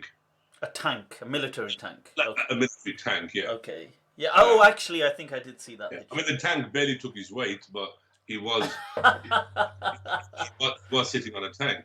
Okay. Now, people are spending and putting themselves into debt huge amounts of money for weddings because, if Chaudhry Mahmood has done it, then Chaudhry Bashir better do it. You know, you've got to do this. And the marriage is lasting not even a year. And you've got these, and you know, you must have been to these weddings where flowers are being thrown and the bride's walking down the aisle, and it's all got very Bollywood and very dramatic. And the old days, the woman had her head down for 16 hours in the sun and for 2 days, and her mother fainted, and it all got very dramatic. And then she was shooed away. Then she came back 3 days to her mother, so much relief. She's got away from this horrible guy. And it took about 5 years before you even talked to each other. And people got by. Now, I mean, I've been to a wedding which, you know, where the bride and the groom are dancing, and okay, it's great, you know, if that's what turns you on, it's all very happy and happy, clappy, dippy, dappy sort of shit. If you're into that stuff, this is great. I'm happy for you. Majority of it ends in tears. A lot of it ending in tears. You see, for me, it's not. I mean, I find some of these practices strange and overdoing it, and that's a personal taste thing. I get that if people want to do that. For me, it's more the investment that people, because these people struggle to put down as much money as what they could be buying a property, for example, into a wedding day, which is then over. And I deal with so many people. They're looking to, sometimes they're going through relationship issues, and it's been 12 months or under. Yeah, because I mean, and gone are the days of there's. I mean, the thing of, I was going to say that the simplicity, but even from the aspect of khairun nikah aysaruha ma'unatan, that the best of nikahs are the one most simple in their kind of costs in setting them up. But what would people say? What would Chaudhry Bashir say? And what would Chaudhry Mahmood say? Now, the other thing is, this is where another problem is. You've been going out with each other, for example, hypothetically. The courting process, yeah. Yeah, for a year or two. You've already been intimate. You've now got married. And now it's been 2-3 years you've known each other. You already had pre-marriage fights. Yeah, so there's nothing... What's left for you? Where's the charm? What charm is left for you? Now, you've been there, you've done it, you've seen the T-shirt, you've had it all. What charm is left? So now, you're actually married now, but you're fucking stuck with each other now. Whereas before, and before, where you had a mask, like, so... When you met each other, you were looking your best, being kind of joyful, and then you went away, had your own places to go, take a breather. Now you're in each other's face all the time, not always in your best moments, in many cases sharing under the same roof as other people, causing more problems. Just the dynamics, I mean, whether the people are causing problems or not, but more the crowd element is... So... But let's be honest, anything which is illicit, and again, I'm not encouraging any illicit behavior, there's a charm to it, isn't it? It's exciting. You're going to meet her up twice a week, or, you know, you're going to go somewhere. It's the whole mystery of it, the whole charm of it, the excitement of it. You're right. Now you're married. You're seeing that face every freaking morning without 18 days of makeup. And you've still got to have your breakfast. You've still got to eat. You want your 4 paratha in the morning, you want your 6 eggs, you want your keema, but you forgot now that she can't make it. You know, there's all these things. So the guy then demands a sort of domesticated wife to a certain degree. Some of them do, but she doesn't know how to make a fried egg. It's going to be a problem. She can't make a paratha. But every day now you're seeing her, that charm is gone. So for the first couple of weeks, it's great. You go to Bali or wherever you go nowadays, where people go, I don't know, Agadir, is it? I don't know. हम सीधे साधे लोग हैं यार. Roti ko toti kehte ho na. But I mean, is there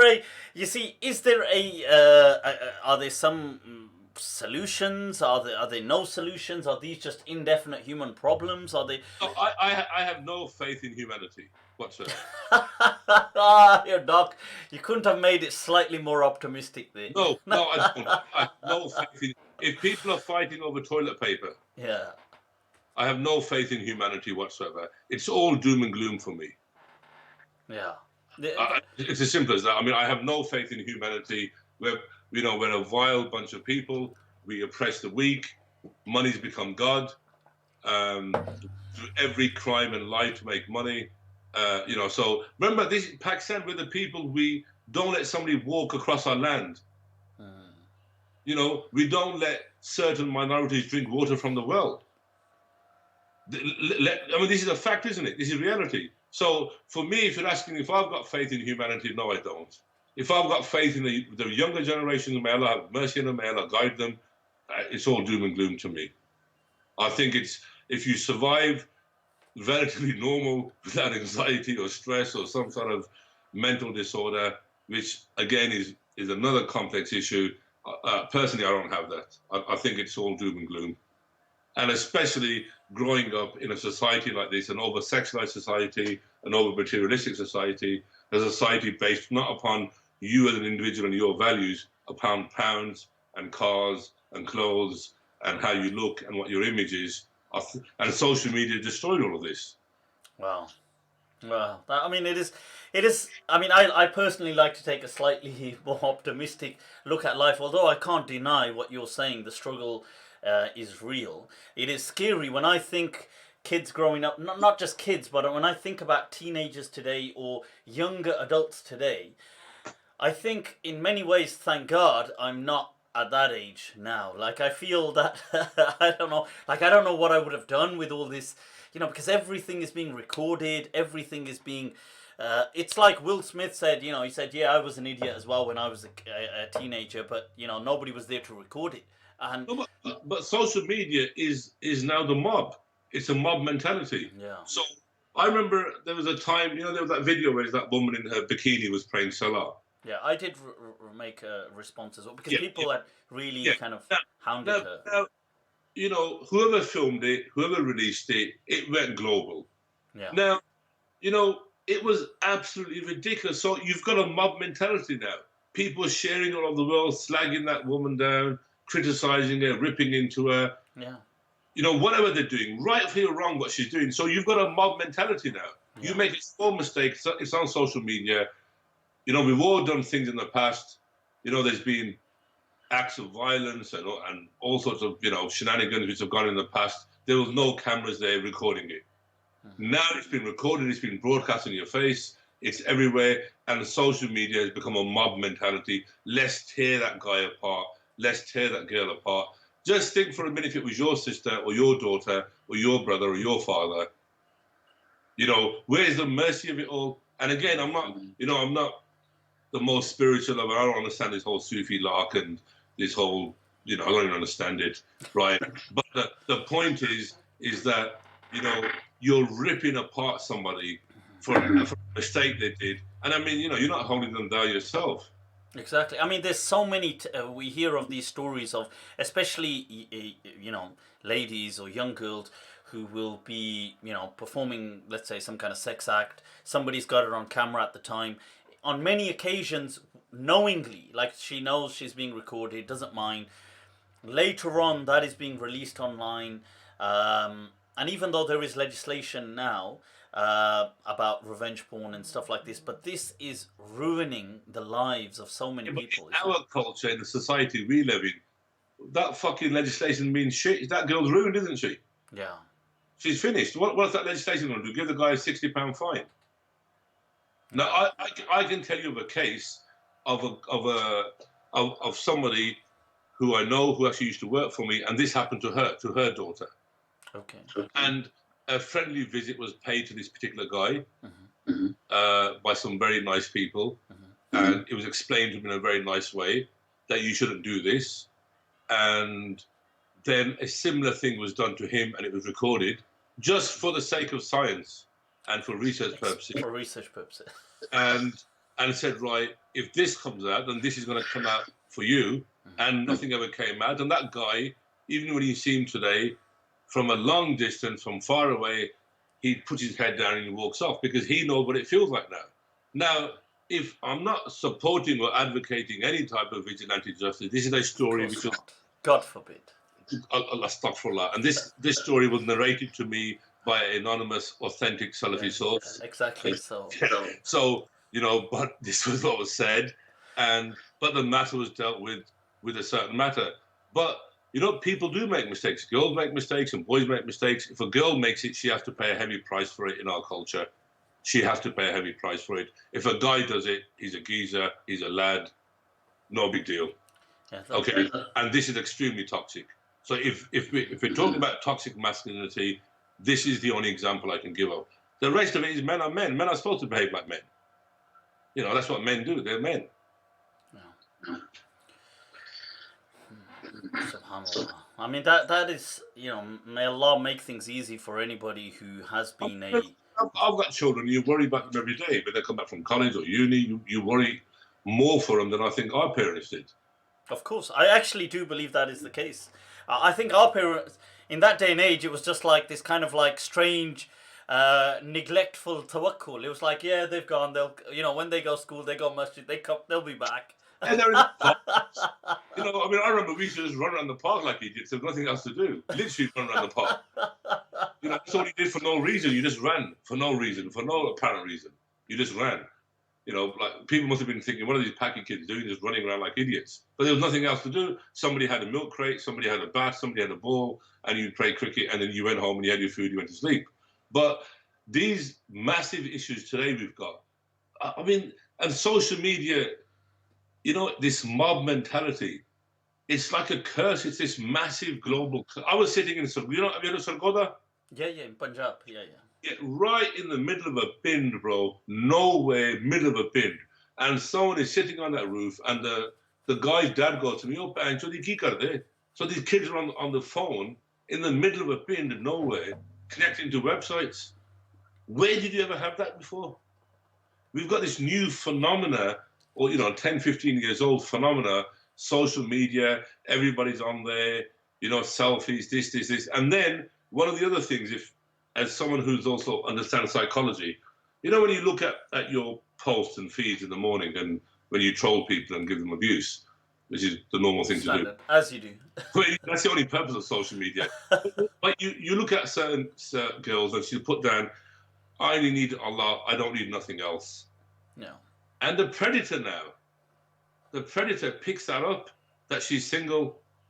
I just have my children, I don't have anybody else. You know, the people who wronged me, Allah will give them justice. And they're putting up these little sad, very needy type of posts up.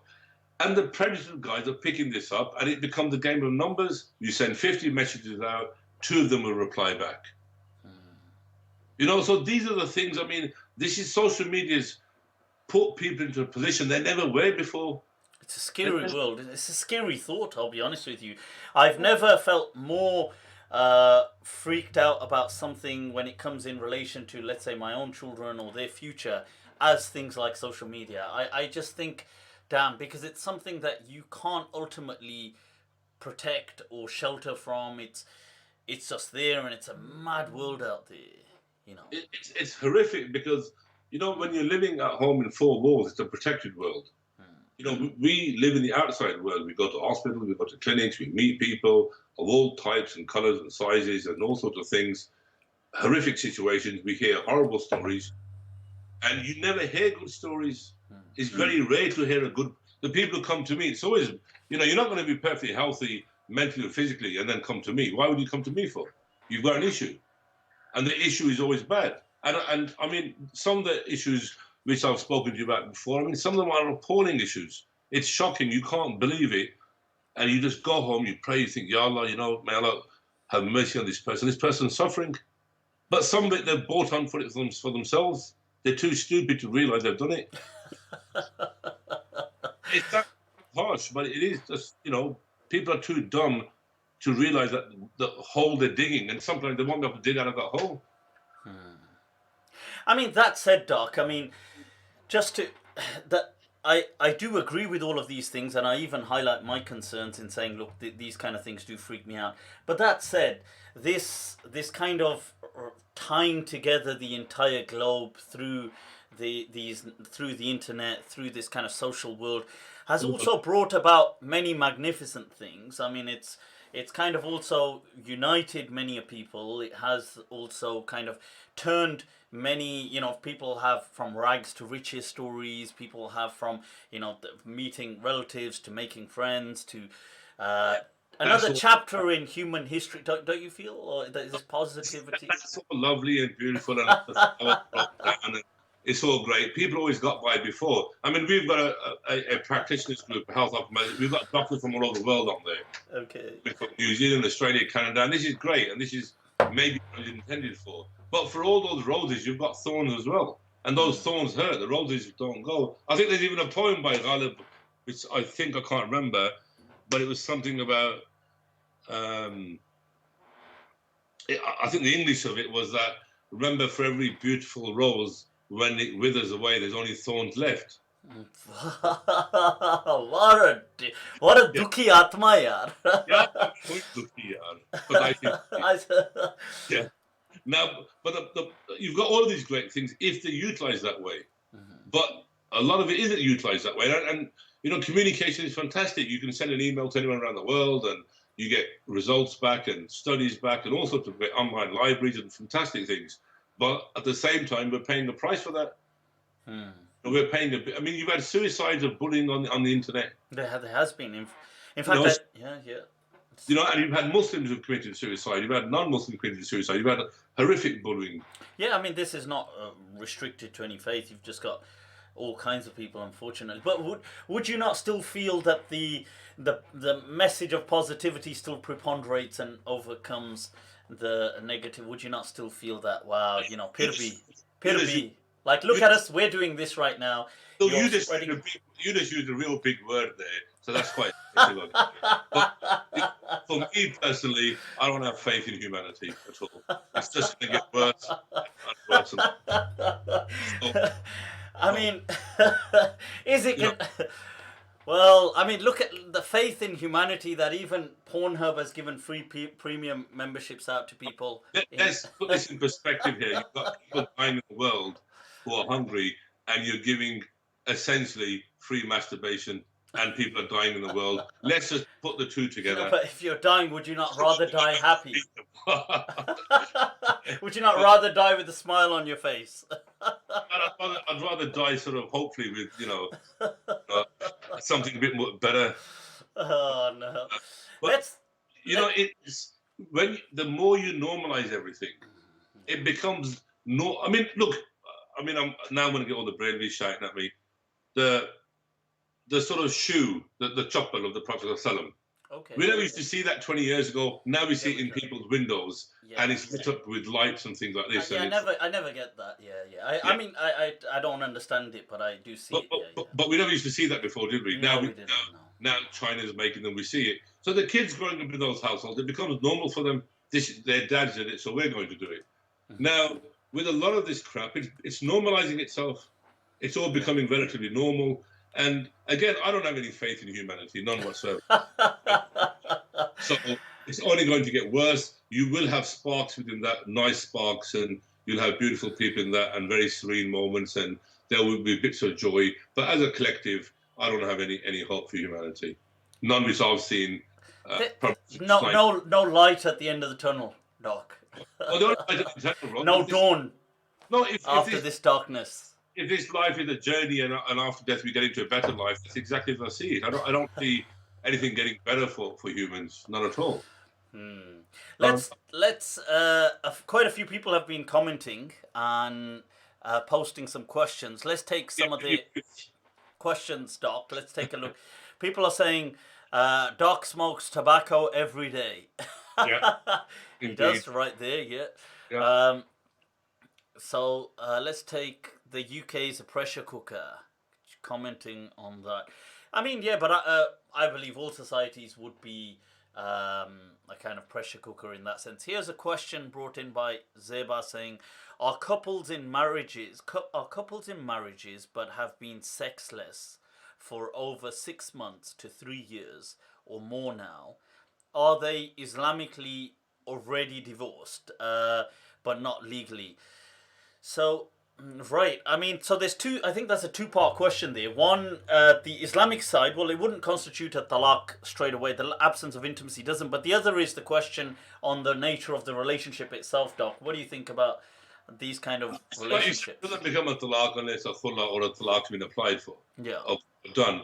But if they're both happy in a sexless marriage, then fine. Okay. I mean, if they're happy, if one partner isn't happy, if it's a hormonal issue on both sides or a psychological issue, then they do need professional help. I have access to female counsellors and male counsellors who can help them with that.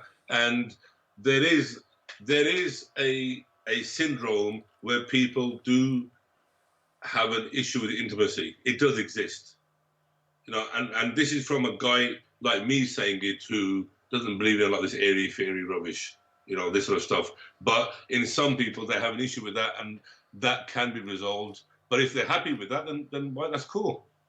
Yeah. Okay. No, I mean, Why make a mess? If it's so good, why not? it doesn't have to always be about that, does it? Exactly, No, Doc. There you go. it could be a more spiritual relationship and Yeah. build an understanding or something like that. Right. Okay. Let's take a look. Doc, people are saying that your cynicism really speaks to them. We've got a comment here saying it really speaks to him. Somebody else had commented saying Dunya has just been cancelled. It's not.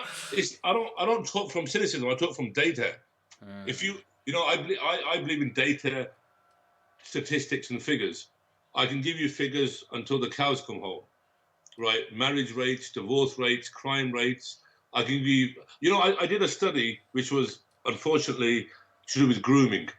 Okay. Okay, and it was with Leeds University, and I never published that study. I would have got paid a lot of money. I didn't publish that study because it would have brought the right wing to the Muslims immediately. Okay. And if anybody wants to read that, I'm more than happy to give them that to private to read, because the data was horrific. It was horrific data. I'm not cynical of the world. The data, these countless tens of thousands and millions of studies done are showing this. I believe in figures and data. This is what it's showing. It's not cynicism. Cynicism could be, for example, you know, I mean, for example, I remember when you were like this whole I'm going to uniform with the Shia and the Qadianis, and we're going to talk together, and I'm going to create this bond. Remember that conversation? I'm still about building bridges. Yeah. And then the Qadianis are now threatening you. Okay, so I was right and you was wrong, because you know never the twain shall meet. I mean, a deviant is a deviant. Never the twain shall meet. You know, this is green. I don't care how many people say this is pink. It's still fucking green. Yeah. Say it as it is, huh? That's right. So you know, the Guardian issue proved it. You know, proved I was right.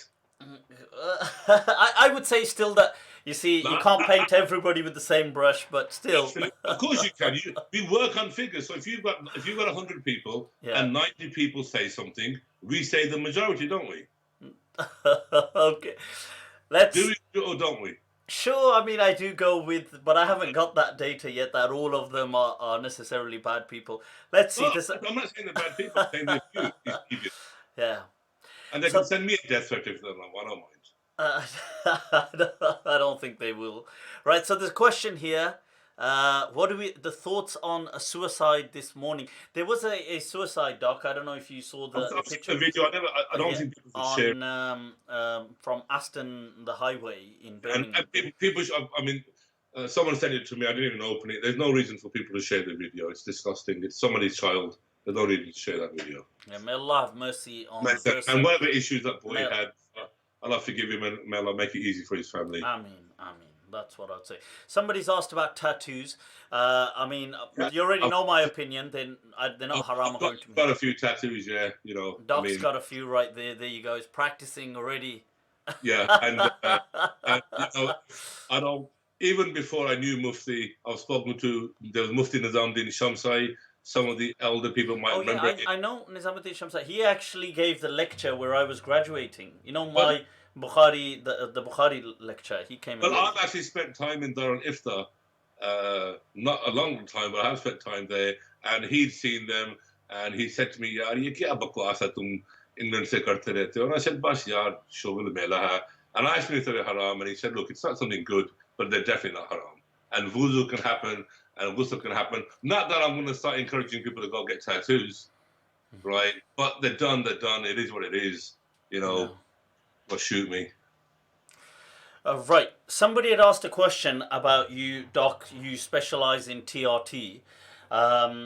Just a few words on what is this? Somebody had asked, and why is this important? Okay, because basically testosterone is a male hormone. Women also have it. Men also have it. Women have a small amount. Men have testosterone. Testosterone is 80% of it is produced within the, to use a bad word, the testicles.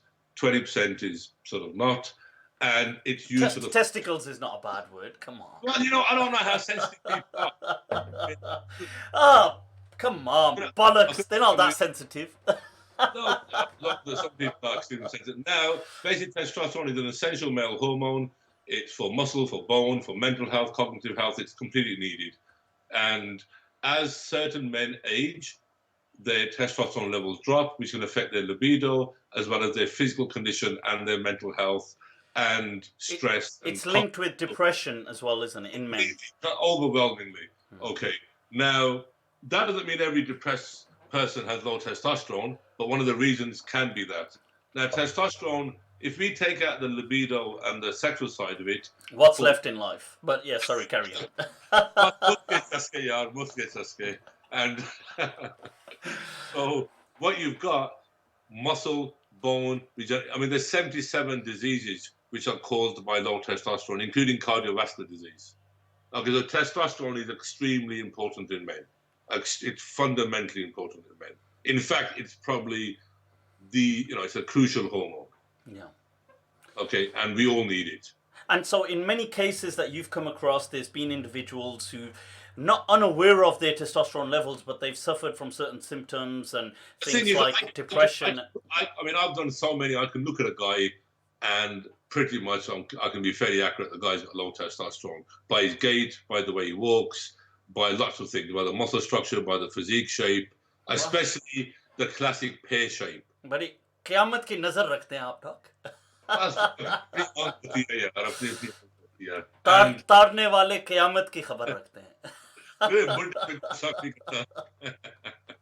So what's the pear shaped thing?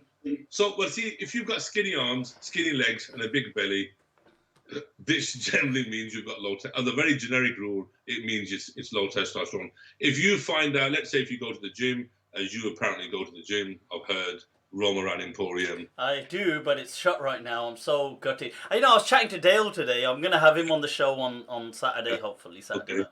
Yeah, but carry on, sorry. Right, now we've got our own gym, so we don't, we can still train, alhamdulillah. But now, if, for example, you've been training and for no reason, but you're getting weaker, you're not recovering as quick. So what the GP will generally say when he knows someone goes to the gym, he always assumes steroids. Because the guy who's training is more tuned with his body. He knows that for no reason he's getting weaker, and you'll find it generally due to low testosterone. People cloud, sometimes they're unable to think properly. They have a lower sexual drive, and just to be clear, they usually can't get erections or things like this. Yeah, I mean, no, some of them can't, or it's not as they were previously. So what is TRT then for this? TRT is simply testosterone replacement therapy, and there's different forms of it from. And this is legit. This is not steroids just for people. No, look, even hydrocortisone for skin is a steroid. Yeah, people get confused. I mean, what a steroid is.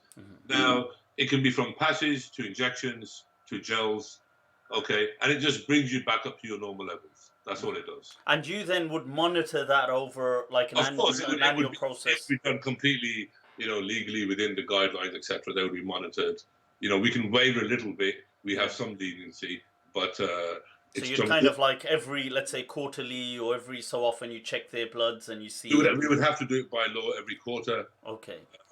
We try to help people out financially if they're unable to do it, pay for it. There's certain exceptions we can make, etc. But generally speaking, what you'll find is, and I've seen this in a lot of marriages, and I'm talking about a lot. And I've had, it's not easy in our culture for a woman to come with her husband to my clinic, to a guy like me, and start saying, my husband, this is the issue with him. It's not. So if she does, and I commend her for that. I actually rate that because they want to keep their marriage together. They want to get to the bottom of it. I mean, is she saying what he's just not got a sex life, or what is she saying? Basically, yeah. Couldn't they just take a question? Couldn't they just take Viagra? Would that not? No, but sometimes Viagra won't work. No. Viagra is, the blue pill's not the answer. It's not the blue pill or the red pill. It's not necessarily, and the Viagra doesn't suit everybody. And sometimes it's not even, because the Viagra, although it may enhance the erection and things like this, but with it's not necessarily the libido, is it? The actual drive and the instinct, No, which is see, linked the with libido with testosterone. testosterone. Let me give you another interesting scenario. Yeah, go for Yeah. it. Let's say you've got Mr. A and he's married to Mrs. A, and he's unable to perform with Mrs. A, but he's okay with friend B or friend C. Nutty, nutty. Yeah. But you've also got this scenario as well. But that's And- sometimes like a novelty effect. It excites the But person the thing more. is, it happens. We have a lot of this as well. So the guy course. says, listen, I can't do this at home, but there I'm okay. And that's where they need counseling. And I'm not one of these guys categorically that you need counseling for everything. Okay. You know, I broke my phone and need counseling. I mean, I feel upset. I need counseling. The barber's shot. I need counseling. I mean that. But there are some genuine cases where people do need therapy. They need counseling to actually become self-aware. And self-awareness is very important. You've got to be aware of yourself, your limitations, and who you are and what you are. But I'm not going to this whole hippie, happy, clappy, DMT. Everybody seems to be sad. That kind of culture. Everybody, well, I mean, look at the fucking world. Of course you're sad. Wouldn't you be sad? Look what's going on. People are fighting over toilet paper, mate. Of course you're sad. People have took 40 bags of jargon home and not thought about anybody else. Of course you'd be sad. Look where we are. Have you been on the road this morning? Of course it's bad. Of course we're sad. But the data shows when people take testosterone, it does brings their life back into sync with how it should be.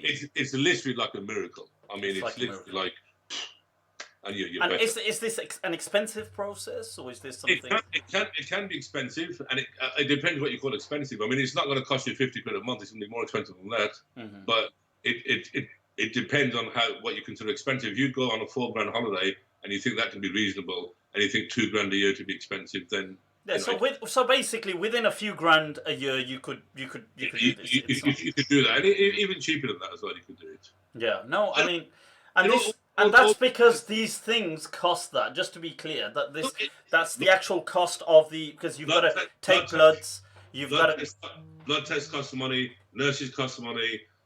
We may have to get a prostatic MRI. That costs money. We may have to get an ECG. That costs money. We may have to have an echocardiogram. That costs money. We need to find out. The actual testosterone costs money as well. Obviously. Yeah, I mean the whole process costs money. And then monitoring the bloods, and then this done for a whole year on several occasions. That's the. Yeah, it has to be monitored because it's not testosterone. It's something which is exponentially powerful.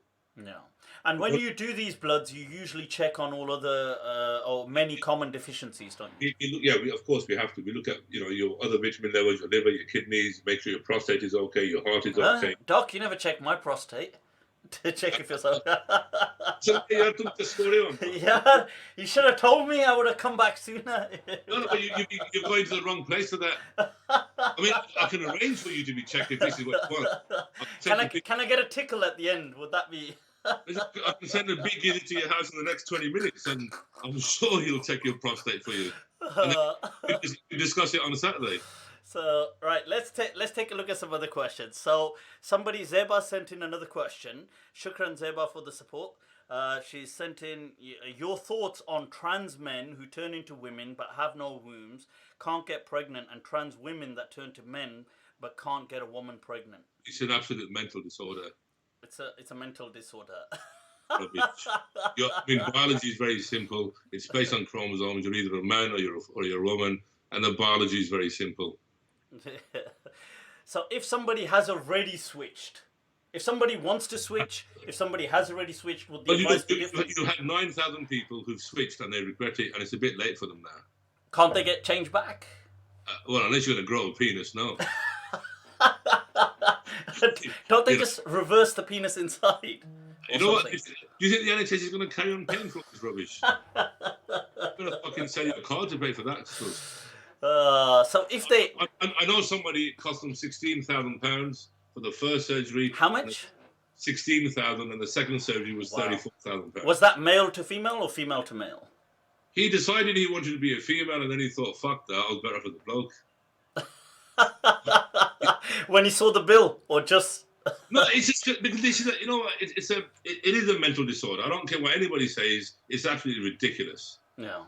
Okay, this is farcical. It's a 9-year-old kid putting a dress on and his mum, age, gender, or whatever. This is just ridiculous. It's absolutely pathetic. It's just, it's just a stupid another Western concept of freedom. And like you said, you rationalize everything, you make it free, and 20 years later it becomes the norm. It's absolutely ridiculous. And I feel sometimes that what's mixed up is maybe an element of curiosity with a social kind of pressure on go for it kind of mentality. So let's say, like you've said, there's been all kind of cultures historically. Some people, let's say they're growing up, they dress up as girls sometimes, they play these games sometimes as girls or girls as boys. But now what would happen, or even if they got curious, you'd have a society that would, without pressuring them, pressure them to say, you know what, why, no, go for it, do this. And I was just reading an article the other day about a teenager that had this, I think she had male to female, and she was saying that I should have actually been stopped because I regret it. They call it gender realignment therapy. Yeah, that's it, yeah. Okay, and it can be like a 3-year process, but you can buy testosterone off the block. Now, I deal with certain women athletes who take testosterone. Okay. I've never seen a good result at the end of it. What do you mean by that? A good result? Like for bodybuilding or for performance, from the voice deepening to facial hair to psychological problems to full-blown masculine features. So this is, it's not on. It's, frankly, someone has to say it's not on. And, I know of doctors and I know of gender realignment specialists who are compelled by the NHS to do what they're doing, but they don't even believe in what they're doing. I see. So, and the problem is everyone's got a mate or a cousin or someone who knows someone in some place, whatever. This is a profession I work in, and I haven't seen a single positive case out of it. I even spoke to a male powerlifter who actually wore a dress, and he said to me, I want a male blood test done. What the fuck are you wearing a dress for then? You're just a big powerlifter with a dress on. He wants a what test done? He wanted a male profile done because he's a male, but he considers himself to be a female. But he is male. But he wants a male blood test done because he's got his male organs, his male attachments. So this shows you how farcical the whole thing is. So really, he's essentially a transvestite. Yeah, of course. But would you not feel there are some genuine cases where people, for example, they are, they mentally, the kind of chemical structure they have isn't androgynous enough, or they are female but much more androgynous? Yeah, but this is like me saying mentally, I think that I'm a freaking Tyrannosaurus Rex. Does that mean you're going to go up and... I'm a Tyrannosaurus Rex. Or I think that I'm a tree or a bear. I like bears. Yeah, so I want to be a bear. Does that mean I'm going to get a whole bear outfit put on? It's ridiculous, isn't it? And hence, no faith in humanity. Right. Some people had asked the question that when these people, there was an issue actually. There was an incident where there was a convert to Islam who'd had the sex change. I can't recall now. I think the sex change may have been from before, from M to F, male to female. So it kind of looked like, I think he was actually ex-military as well, but he so he looked a bit like a male kind of face, except he had a hijab on, and they wouldn't let him go into the women prayer area. And your thoughts on this, Doc? What did? To be honest, bro, you're the Mufti. If he's got a penis, then he should be in the male, female area, should he? But then if he goes into the men, so let's say people like that are all, let's say they consider themselves to be girls. Yeah, am I supposed to know? I don't know. Okay, but let's say you put the Islamic thing aside. Let's say somebody's a bit... Look, there's a narration, isn't there, where somebody had said their child was cursed. And the Prophet sort of went up there and they said, we've got a child, he's a boy and he's a girl. And the Prophet would bring them up as to whatever they are the most. Sure, sure. Narration there are things like, there were people like hermaphrodites and people that their gender kind of starts to switch as they grow and stuff like this. Yeah, exactly. So you had that. So, I'm neither a imam or a mufti, and I have no desire to be either. So I would assume if it's a female, or she assumes she's a female and she's got the organs of a female and she read her job, then she can pray with a female. This is what I would assume. And really, to be honest, most moms would crap themselves. They wouldn't know what to do anyway. Yeah, they wouldn't. So Okay. let's say it's a gym scenario, and you've got this person who's a bit very effeminate, let's say, but he's also had an M to F, male to female change. They come to your gym. Where would they go for changing rooms? I don't think they'd come to my gym, bro. Just, I mean, just I don't think they would. I mean, our gym, I don't think they'd come to Metroflex at all. No, but where do you think they should go in a changing room? I think they should go to like JD Gym, or they should go to, and it's their issue. They wouldn't come. No, but I mean, not where do you think what gym? But do you think they should go to men's changing rooms or women's changing rooms? Do you think a gym full of cuzzies and local lads, you're going to get a white transgender walking to that gym? Do you think that? Come on, let's be real here. I mean, I can understand hypotheticals, but this is going a bit too far. But if it weren't even a sister, then all the brothers would say, "Mashallah, I want to marry her." That'd be different.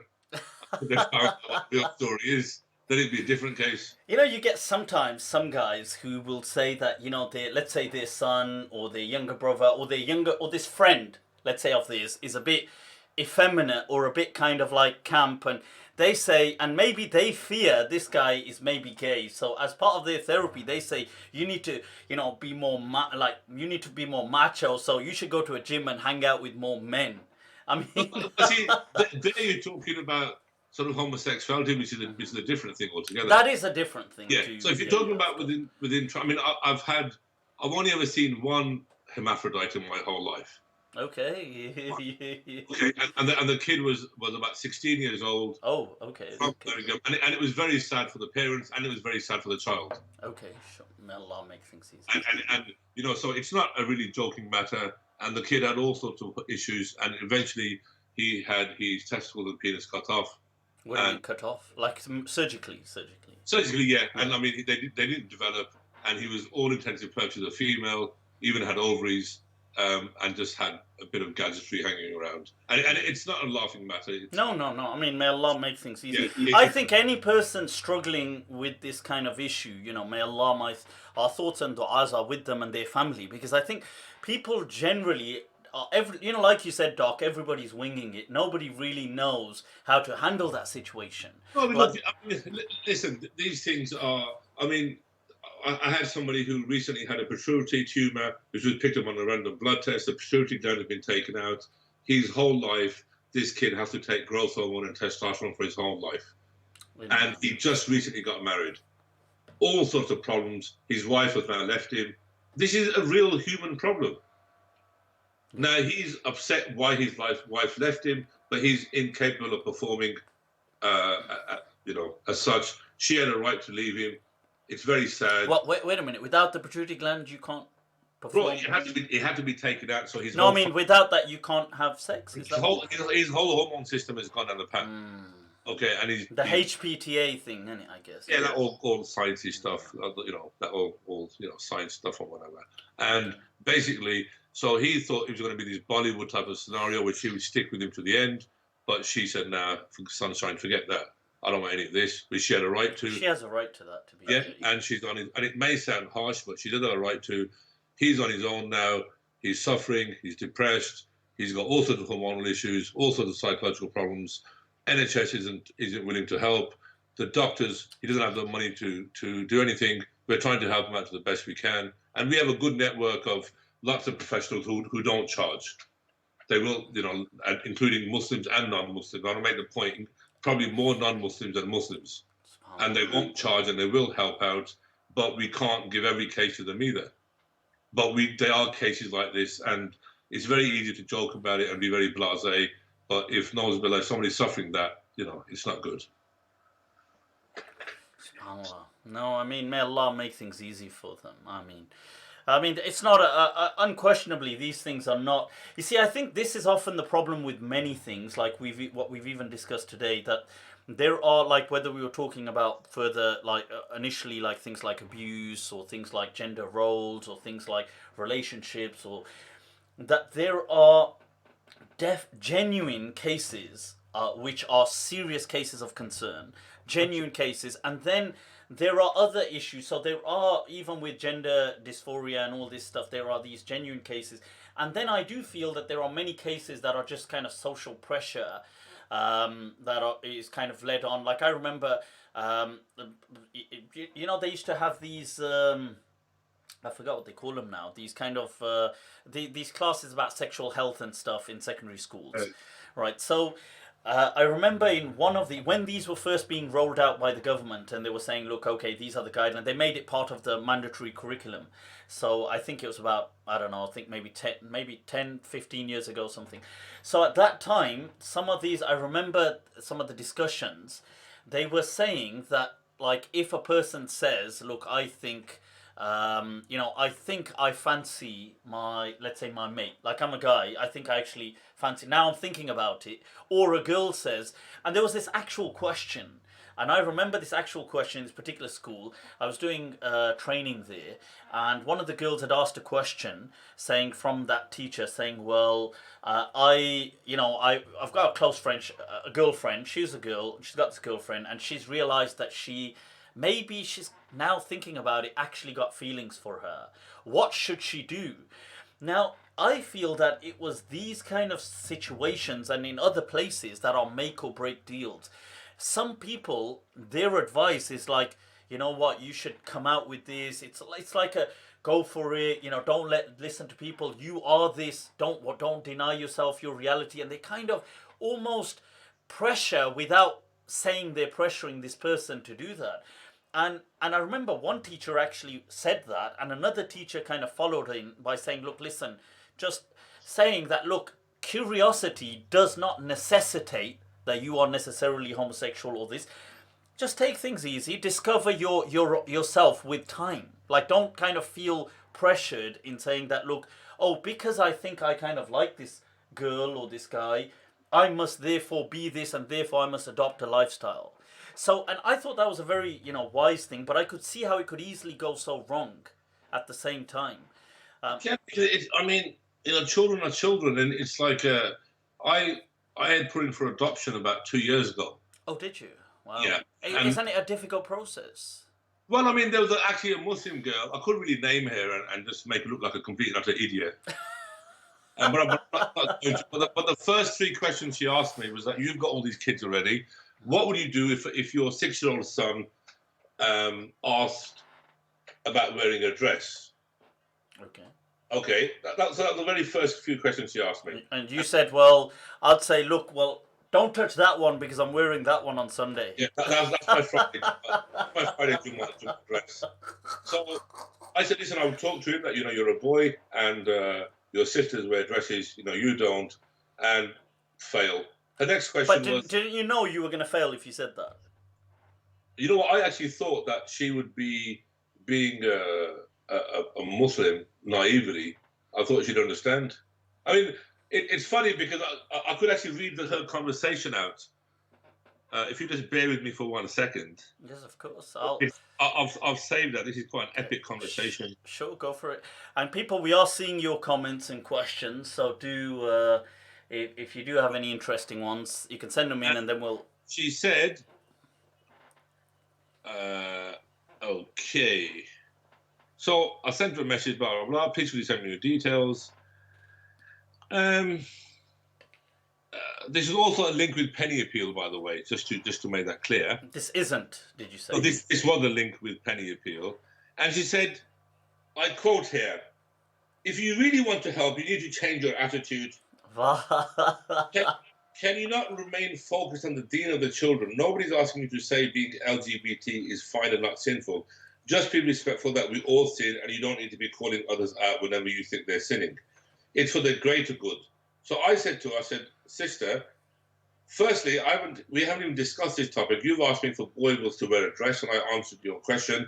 Would this be a problem? She said to me, yes, you would not be legible. Okay.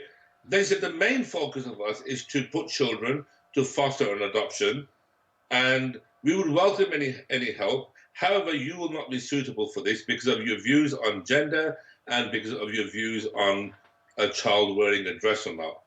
So I then obviously being the way I am. I said, well, do you think if I wore a dress and I came to see you, would that make it easier? And could I also, as you're not wearing a scarf, if I wore a scarf, would that make it easier or would that cause hostility, considering you don't wear a scarf yourself? She said to me that it does not matter. Thank you very much. Okay? And then we actually had a meeting, and this was refused on the basis of that one question. Oh. Okay, so I rest my case on humanity and this particular bitch. I could really just name it. and this particular person is one of those toxic women, which I was referring to, because she's also called me previously about her 18th split in her relationship.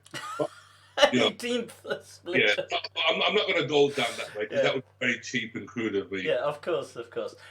Hey, that sort of dude. I mean, that's an interesting question. We did touch up on that, but just I suppose quickly, this thing of this toxic femininity or this man hating. It's fashionable now to hate men, isn't it? We live in an estrogenic society. It's fashionable to hate men. It's got very cool, isn't it? Men are bad, men are evil, men are this, men are that. Strong men are this. Guys who go to the gym are this. MMA guys are brutal. Blah blah blah. It's all got very fashionable, isn't it, to be a bitch nowadays, isn't it? Frankly, I do. You know what? I actually, I mean, I agree with you that it's. I see this. I find myself as well in a very small minority of people. Who don't, because when I see the world, people don't seem to see a problem with hating even younger guys that, let's say, they're in their 20s that I would know, quite easily hate on a lot of archetypes of men. Just say, oh yeah, but men are like this. And I think, where's this hate coming from? Why this? I mean, men and women, I mean, we complement each other. Why this hate? I don't know, mate. I don't know, because, if I had a choice to be a man or to be a woman, I'd want to be a man. I think we get a better deal, frankly. Okay, so I'm sympathising with the sisters there. I'm all for feminism and women. You're a feminist as well. Yeah, in my own way, of course I'm a feminist. I've got daughters. Of course I'm a feminist. I want the best for them. And however, but this whole sort of estrogenic society to get rid of masculinity and maleness, and we all need to be crying and fucking watching Titanic and being all emotional little freaks. Where whatever, come off it, man. What are you talking about? If there was a war on tomorrow, this same toxic masculinity which you despise, you'd want them to save your ass. I mean, it's just ridiculous. It's just getting beyond this it's getting beyond snowflake culture. It's getting stupid. Because I do see it. I see it, like somebody said, Claire had asked by whom. I do feel that there are, this is in my own conversations with people and what I've come across as well.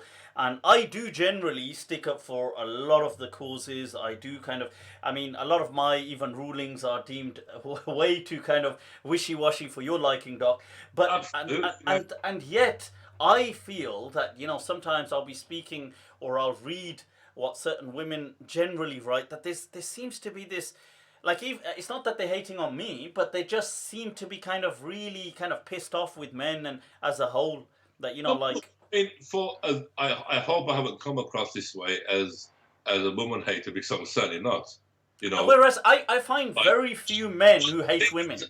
There's a lot of women who come to us and we've helped them out in all sorts of horrible situations. Mm-hmm. Okay, it's not that thing, but I mean, this seems to be this culture that a man can't be a man. He can't be a male for some reason. He has to be feminized to fit into some type of folder. Society.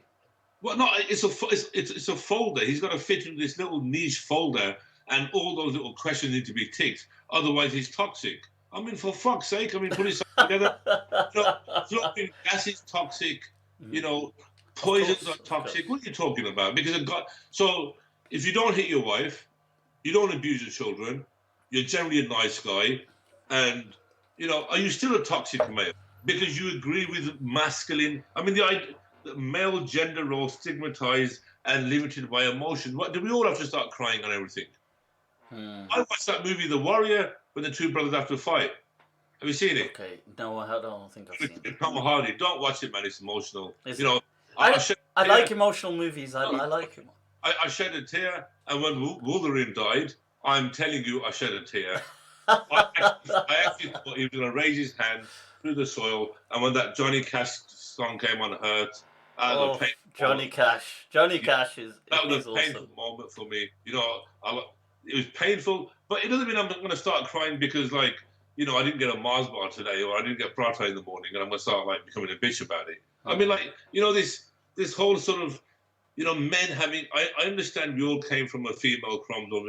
I mean, guys are having periods. Let's be honest. I mean, I've had a guy, like, you know, I don't want to pick on the Salafis in this particular case, but having this massive tantrum in the gym. Wallahi, I swear by Allah, on the day of judgment, I'm going to stand here and I'm going to testify against you. And I said to him, what? Because you're wearing a fucking dress. You know, I'm like, what are you going to testify about? That you've been an idiot? I mean, like, complete over dramatic and like, you know, melodrama. but it was like epic Shakespearean. I mean, calm down, geezer. You've got the dress on, not me. You know, it's like ridiculous. It's like stupid stuff, and it's like, you know, everyone needs to calm down a little bit. Stop it. You know, sometimes you come out of Jumma, you see these guys with the big beards, the big guys, all looking miserable, looking moody, scowling at you, staring at you for what? Calm down. You know, smile at people, be nice. No, absolutely. And we will bring this to a wrap. I know we've been going on, but somebody had asked a question that would you feel the same, or what is the question had gone, the version of an alpha female then? If, you know, this alpha male, what about an alpha female? Because there are in nature alpha females. No, of course, an alpha female is someone who's independent, okay, who's strong-willed. I mean, you don't have to be like a 8-foot guy benching 500 kg or something to be an alpha. I mean, it's not based necessarily on a physical size. Yeah, it's not actually. We all know alpha women. They're strong-minded, they're determined, they're able to work. In your idea, do alpha males and alpha females make a kind of like a destructive match? Absolutely. You know what? That would be a clash of egos. And remember, you've got anthropology, you've got social. But they say the sex in that is awesome. Is that? You know what? That's probably, I don't know. I guess so. but it's a destructive fear. But the thing is, again, it's about rationality, isn't it? If you've got two people who are very similar, they may have a great relationship, they may be perfect together. I mean, being alpha is not destructive, is it? There's nothing bad about it. No. Okay, and our sisters, the Muslim, you know, the only beef I've got is when you get these posts saying, listen, come learn kickboxing and whatever. And I'm telling you, from a black belt woman jiu-jitsu instructor who gives the best advice, you've got 15 seconds to run. Don't bother trying to fight the guy. Okay, so when they're saying, like, you know, not everyone's Ronda Rousey, let's bear that in mind. Especially our little sisters, 5'2", 5'3", they're not going to do shit, are they? Let's be totally honest here. Very, very few are psycho killers. Right. That said, there's no harm in learning martial arts. There's no harm in learning martial arts, self-defense. But what I'm saying is that, you know, you know what I'm saying, don't you? I mean, you know, I mean, I got this sister once. I said, you know, she's some sort of ninja skilled warrior or samurai killer. You know, and I grabbed her wrist and I said, all right, you know, try to get out of it. And you're hurting my wrist, you're squeezing too hard. Because there is a physicality to this, but the advice generally given by actual female martial artists who would kick my ass, you know, they wouldn't bust me up. They'll say run, scream, run, make a lot of noise, and get away. But the thing is, alpha female, of course, I mean, you've got alpha males, you've got alpha females. At the same time, you've got highly estrogenic men who are just totally chaos. Beta and theta. Beta, theta, zeta, whatever you want to call it. I mean, it's a mindset which needs to change. And within, you know, like I said, this Nagar paper I've got here in front of me, you know, you can only see if a guy agrees to that, then he's a bitch. There's no other words for it. He must have do the teabag style, hold the pocket and walk around. Exactly, yeah. He'd want to go to prison just to become a bitch. That's ridiculous. Oh God. Without offending anybody. I No, don't of course. Why would we possibly offend no, anyone? I hope I don't want to offend anybody, but you know what I mean. It's the sentiments of it, and in conclusion, I don't have any faith in humanity, none whatsoever. Yeah. People, right, I know we've gone on for quite a while. We've discussed quite a few interesting topics here. I know some of you had sent some other questions as well. They've kind of gone up in the chat now.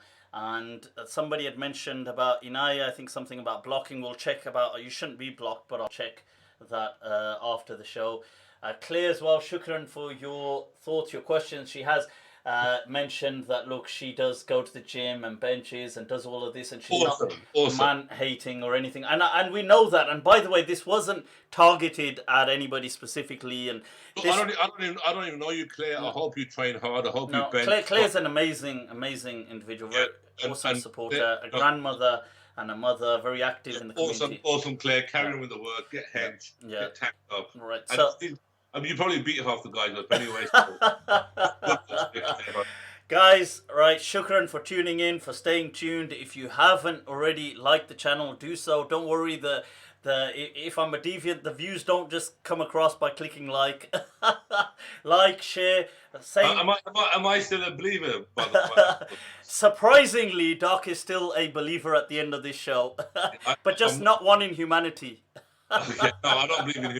I have no faith in humanity. And if anybody's got any questions, they're more than happy to email me info@transformnow.com. I was just going to say that. So by the way, we discussed TRT, other health-related issues, especially hormonal or other things. Issues, psychological issues. Men and women can. I know we spoke more about testosterone and stuff, but women with these. And also, one of our team is a very good counsellor for if you suffered abuse, and if anybody needs any help, we'll do whatever we can to help them in whatever way we can. And I know some of the comments mentioned about Doc, oh my God, like, oh, these, let's say, is that a very pessimistic view or this or that? And Doc is actually, let me just let you know that he's actually very involved in the community. He mentioned some of the stuff he does. A lot of people go to him as a go-to kind of guy with whether it's these issues, other issues. It's not pessimism, it's realism. It's fair enough. It's data, and I hate to use this word, ignorance is bliss. If you look at the data is all grim. I hope tomorrow everything changes. Yeah. People are going to die tomorrow in Britain. That's not my lens, but still. But if you have any of those questions, Doc is on Facebook, Imran Khan. I've tagged him in my last post. You can find him from there. And be happy, everybody. Yeah. And transformnow.com, did you say? .co.uk. .co.uk. Transformnow.co.uk. Reach out. People, take very good care of yourselves. Much love as always. Mwah. Be happy, people. Don't let that get to you.